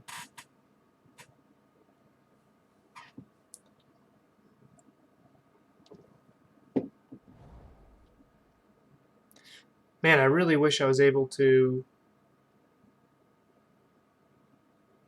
have been able to like crack that Summoner's Pact, but I couldn't in response to Thoughtseize because I would have died. I think that would have been a sweet line too, like turn 3, drop a tracker and into a fetch land. I think that would have been a lot of value against their deck that they would have struggled to compete with.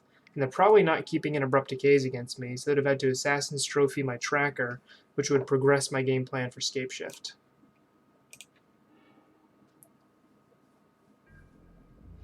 I don't think they have Surgical in hand, because if they did, they would have taken the Scapeshift already. 1, 2... I'm just dead, right? Yeah. Alright. Win on the following turn, but I don't think it matters. I think I actually want to cut the Acid Moss, and I'll bring another Farseek, just to speed up my game a little bit. I got overrun by tempo there. So how's your day going, Spider Space?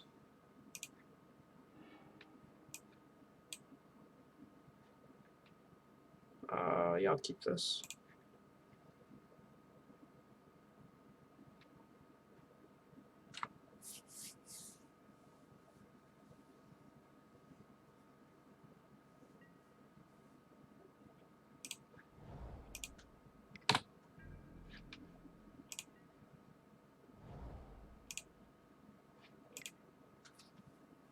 Sure.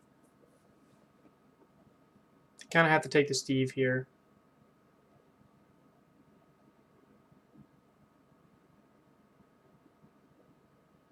In match 2, game 2, all I did was draw lands, so I'm kind of hoping that continues here. That's not a land. I don't accept that.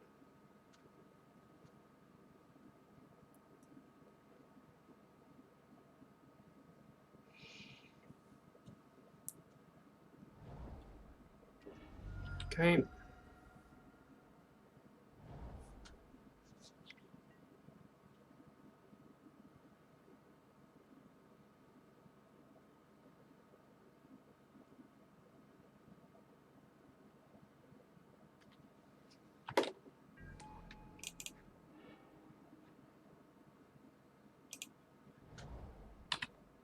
Arguably shouldn't have cracked that yet. Let's see. Hoping for a Liliana here so I can pact for a Baloth.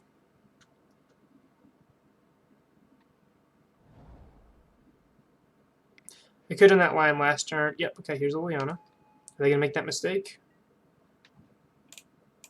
I guess so.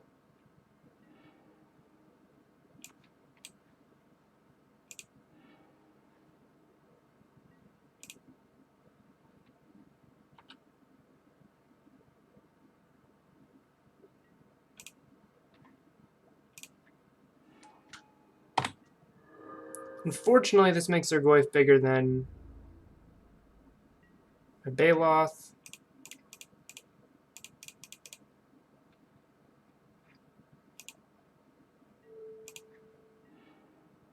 Okay.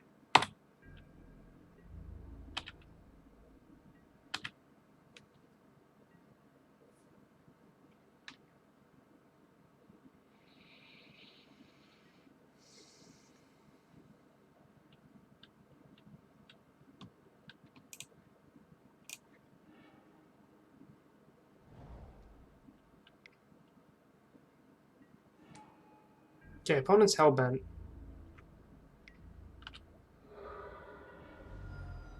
Oh, that was perfect.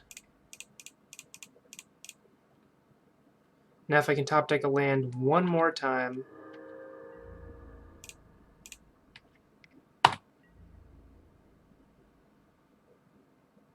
Yep. I need a Karn would actually be a good draw, so I can go Karn, Pithing Needle on the Liliana again. That really worked game 1. Pithing Needle has been a fantastic inclusion in the Karn Wish board. Okay. Yep. I think I'm just going to die to Liliana here without a Karn.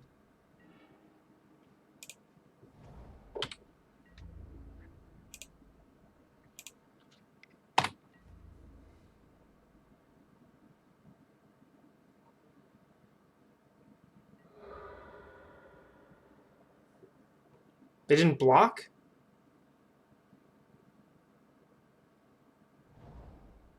No idea what just happened there. If anybody in the chat has any idea, please let me know. Why would my opponent not block there?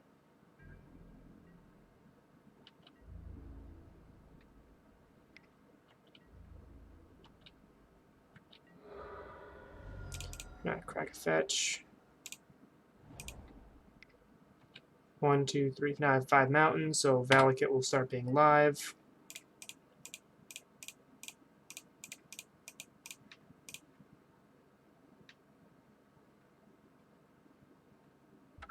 Okay. Yikes. Alright, well, not the way I thought it would happen, but we punted match 1, so I guess our opponent punting match 5 evens it out. Quick little recap of the deck. Traditional Titanshift mana base. I like the 4 Valakuts and 4 Cinderglades. I think having extra access to green mana is always important. Access to Valakuts lets you play them out earlier if you have 4 of them. As we saw in the blue-white control matchup, when they're Field of Ruining your Valakuts, it's nice to have more in your deck for future scape shifts. I really like this threat package here. And the ramp package is pretty normal. I'm running the full 4 Thought, full 4 Farseek. I'm also running 1 Acid Moss here. My removal suite might need to be tweaked a little bit. I've been loving the Lightning Bolt, and the 2 Anger of the Gods have been pretty great too. I think these 7 slots can be tweaked a little bit. Maybe one of the Farseeks. Maybe want to test and explore in that spot. But I've been pretty happy with Farseek being able to fetch, being able to help me push to guaranteeing a turn 3 Karn. Because a turn 3 Karn is really what this deck is all about. It's not the hokey pokey, it's turn 3 Karn. So my wish board I think is pretty great. I originally had 10, I dropped it down to 9. Bridge, this might be one of the better bridge decks actually in the format, and having access to that is pretty sweet, especially since we don't have to waste main board slots on it. Damping Sphere is really valuable, as we saw in the Tron matchup, and the Amulet Titan matchup. It's also really good against some of our worst matchups, which is why I like having 2 there, so I can side 1 in, so we have 5 functional copies main board, post board, instead of just 4. Lattice obviously combos with Karn. Just don't be an idiot like I was and forget that your opponent's Karn also locks you out. This is what happens when I on night streams and I have a few to drink. Wormcoil Engine I feel like is at 5th prime time. It's a great threat. If you draw a Karn, you're like, great, but I need a way to actually win the game. Get that Wormcoil Engine. If your opponent paths it, Karn can grab it from exile and put it back into your hand the following turn. Same with Ballista. Ballista is pretty sweet in a lot of situations. Also lets you win through your own bridge if under a Blood Moon. So if opponent drops a Blood Moon, and let's say you need to drop a bridge because they're goblins or 8-whack or something, you can still win against your opponent, even without Valakut, just this card right here. Engineered Explosives may seem weird in a 2-color deck, but it comes up a lot. On 0, it hits Chalice. On 1, it hits Amulets and a lot of humans, but most importantly on 2, it hits the important humans, namely Meddling Mage and Kitesail. Relic Progenitus is our graveyard hate of choice. I like it a lot because it's got a lot of applications. You can bring it in against Tarmogoyf decks as well. And sometimes you're just like, I just need to draw a card, and that is a free cycle for you. Pithing Needle is an absolute all-star. Originally that was a Sorcerer's Spyglass, but I think looking at the deck and the way the deck is constructed, this deck can hit 5 mana turn 3. So you can go Karn Pithing Needle turn 3, and that's actually a realistic expectation of the deck. You're not going to hit 6 mana turn 3. So you're not going to be able to go Karn Sorcerer Spyglass, but you can go Karn Pithing Needle, which I think is pretty important because on the play against Tron that lets you blindly name a Karn or something like that to stop your opponent from winning. Roast is an extra removal spell that hits Thing in the Ice. By the way, Engineered Explosives also hits Thing in the Ice. I don't know about Liquid Metal. Like, it hits lands, right? And I had it in a test, just liquid. I was testing around with it for a little while. The big combo with it is with Karn out, you can shut down somebody's. You can shut down a land for a turn, right? You can shut down an activated ability, making their permanent artifact, and Karn stops that. The cool thing, though, is with the Lattice out and Liquid Metal Coating out, you can actually start targeting your opponent's lands and blowing them up. Yeah, the arrest is pretty cool. I like that's why I mentioned that one first. The arrest target, it just doesn't really, you can't really do anything with it. They can still attack with it, though, if it's a creature. I just don't know if, like, I think this deck just is like, this deck has such inevitability. I don't think it's like, oh, I need to wait a couple turns. If you want to wait a couple turns, I think, I could be completely wrong here, to be honest. But I think that Bridge, Damping Sphere, EE, Pithing Needle, like, these cards just can give you a couple turns you need to win the game with Escape Shift. Where Liquid Metal Coating, maybe, I don't know. It can absolutely do that. Yep. I like it. I just never sided it in any of my test games. I still think we're missing. I think there's a card we're missing. I was even throwing around some artifact creatures. I was throwing around like Sad Robot, Solemn Simulacrum, which is a 4-mana 2/2. Enters the battlefield. You can get a free Rampant Growth. And then when it dies, you draw a card. Yeah, I don't know how. I don't know if we're in the. I don't know if this deck wants to be doing something like repeatable land destruction. I'm not running Ghost Quarter, so I don't already have access to that anyway. Witchbane Orb would be pretty sweet. I like the idea of that. That would help against Burn. I was thinking Bridge would actually help against Burn too. Because we can't empty our hand pretty quick unless we just draw a bunch of lands. I like Witchbane Orb. I think it's a solid inclusion. I'll write that one down.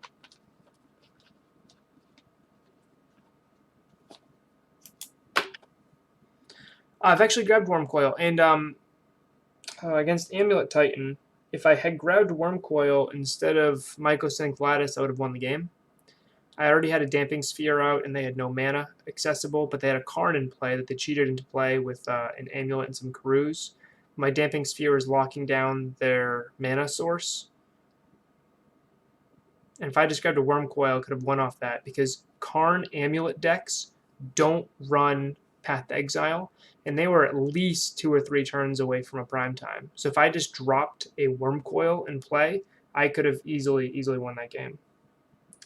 I think often, actually, because this deck can't protect Karn. So Karn often dies, right? Like, he's just going to, like, I have no, the only creatures I really have are Prime Time and Secure Tribe Elder, so I'm not protecting him. And he's pretty fragile. After I'm -2, he's at 3. So any Lightning Bolt, any real creature attack, and he's just dead. So even with Lattice in play, my opponent can still just attack him. I actually think the Lattice combo isn't that great here. I think it's great against control, but against any creature-based deck, the creature's probably going to be in play. I'm probably not going to be able to keep Karn alive. So I'm probably going to need either Bridge. The big reasons why I think this will be good in Valakut is Bridge, Damping Sphere, and Wormcoil Engine. Wormcoil Engine provides like a 5th primetime slot. Let's say I have, because this deck sometimes runs threat density issues. I know it looks like I have a lot here, but sometimes, like, you thought sees my prime time, you just need one more threat. Yep. Yes, oftentimes Bridge will do the same thing, but what if I have 4 cards in hand and they have a bunch of Goblin Guides in play? Then Bridge doesn't do much there. And because sometimes it'll be, like, Bridge can be really good in this deck if I draw this half of the deck. But if I draw this half of the deck, Bridge will do absolutely nothing for me. I'll be stuck at 4 mana and I'll have 6 cards in my hand because I have 3 Scape Shifts and 3 Primes. And then Bridge is just absolutely terrible. Then I'll grab EE. Absolutely. Yep. Sure. I've been liking Wormcoil as just having an extra threat to draw. We're actually running it in the Amulet variants too, just to have one more thing that we can cast. One under Blood Moon, which is actually I probably should have led with that. If someone Blood Moons me, if you notice, I have no answer to Blood Moon the entire 75. I don't think this deck needs it. Normally, Scape Shift folds pretty hard to Blood Moon, and their plan becomes, okay, I'll beat you down with a 6/6. But this deck says, I'll beat you down with 6/6, or I'll play Karn, and I'll have access to all of these cards here. Lattice fixes your mana, but it doesn't. This deck doesn't need mana fixing for color. This deck, like Amulet, needs. I've used Amulet to use Lattice, and I've used it to fix my mana. But this deck doesn't need that. Tron needs Lattice to fix their mana, but this deck doesn't need. It's a 2-color deck that runs plenty of basics, 3 forests, and I have all of these cards. Well, these ones can't get me a forest, but I have plenty of cards that are grabbing me forest.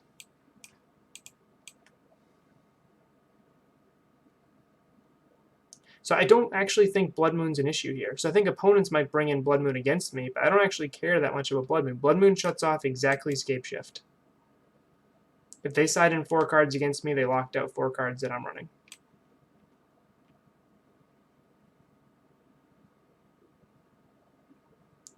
So I've been impressed, actually. I know it looks weird. I didn't like the Wormcoil at first either. Moon's still good here. Yeah, just shutting off Scape Shift and Valakut is worth it by itself, but it's not gonna win. It's not gonna win somebody a game. Yeah. I just really like how Karn is this weird bridge card, right? Like, he's filling the Blood Braid role here. When I need a board wipe, he's a board wipe. Him grabbing Pithing Needle happened way more than I thought it would in this league. I've been really impressed with that. And I still think that Wormcoil Engine and Walking Ballista deserve to be in this Wish package. I played a game against Jund where I brought in a Wormcoil Engine and they just had no answer for it. Yep. Yeah, Ballista against Affinity ended the game. I think I went like turn 3 Anger, turn 4 Karn, which is basically unreal if you think about it. Like, you go turn 3 Anger, turn 4 Stony Silence, that draws you a Walking Ballista. I think Affinity is going to have a lot of trouble going forward. Oh, Chalice is absolutely a consideration. Yeah, we can definitely drop a Chalice on 1. I like that a lot. I'm going to actually add that right now. So I'm still tuning this. What would I cut here?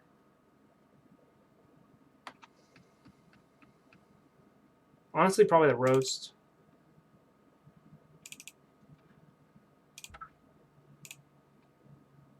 Yeah, I like Chalice a lot.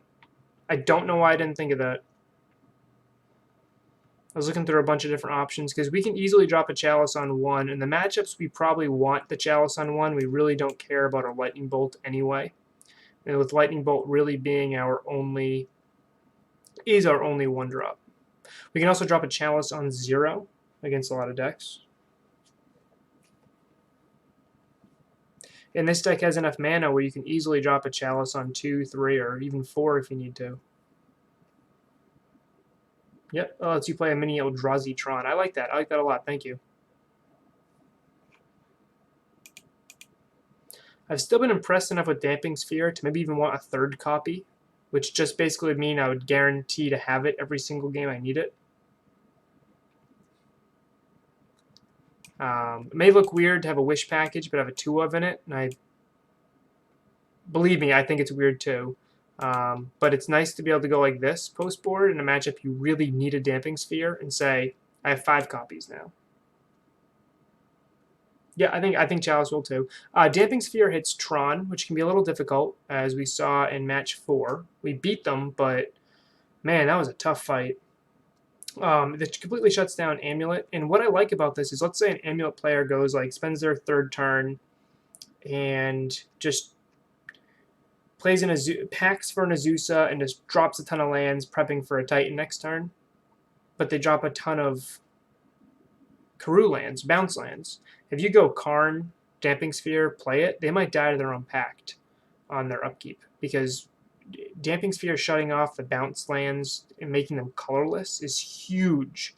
That's what actually hurts Amulet Titan.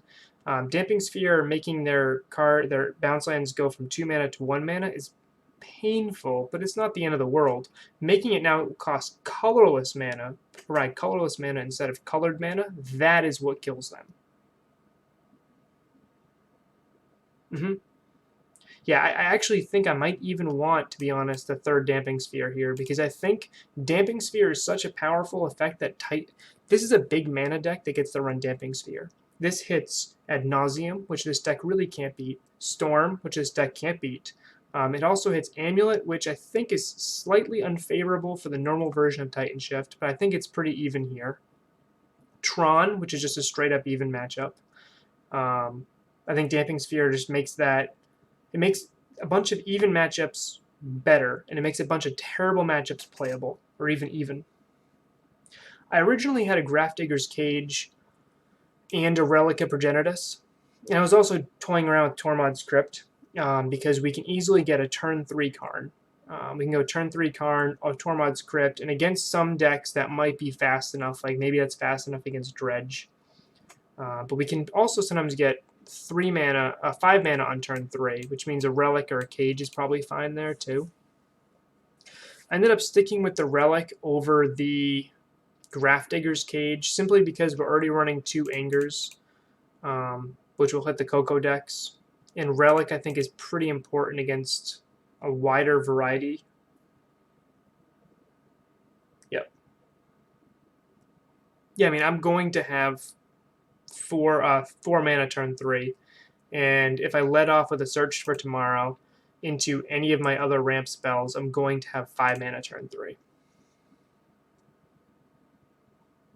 Which means I can go Karn, Pie the Needle, which I think is fantastic.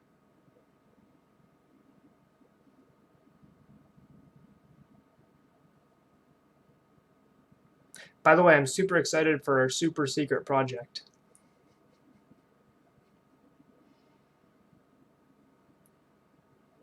I'm pumped for it.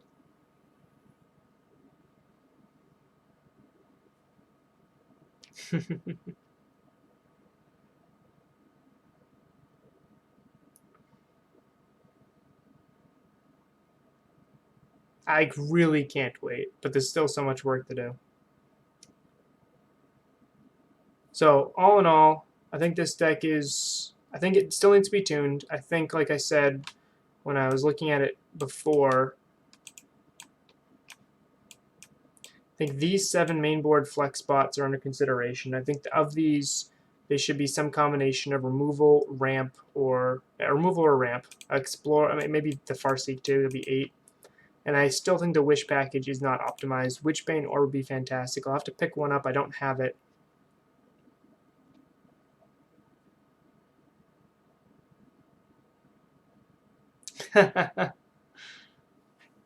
What's wrong with my hair? I may have weird hair, but I have a cool t-shirt.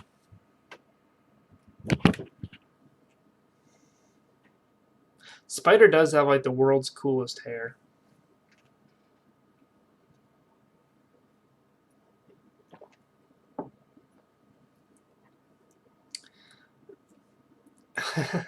His hair, honestly, like I used to have awesome hair. I had really cool hair when I was in high school and early college, and then life happened. But your hair is so amazing. Yeah, like a baby sea otter. That's perfect. Perfect description. By the way, use up those emotes. I gotta get another one. Where is it?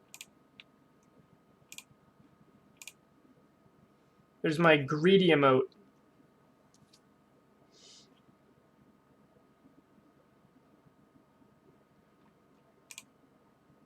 Alright, I'm trusting this is safe for work.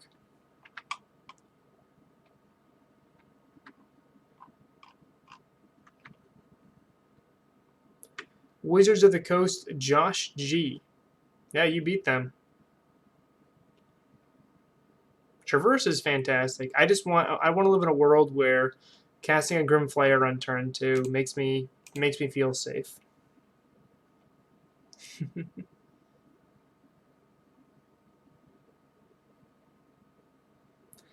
I have so much work to do just in I should probably actually end this YouTube video. So, thank you, YouTube. Thanks for hanging out with me and watching this extended deck tech. I'll see you in the next one.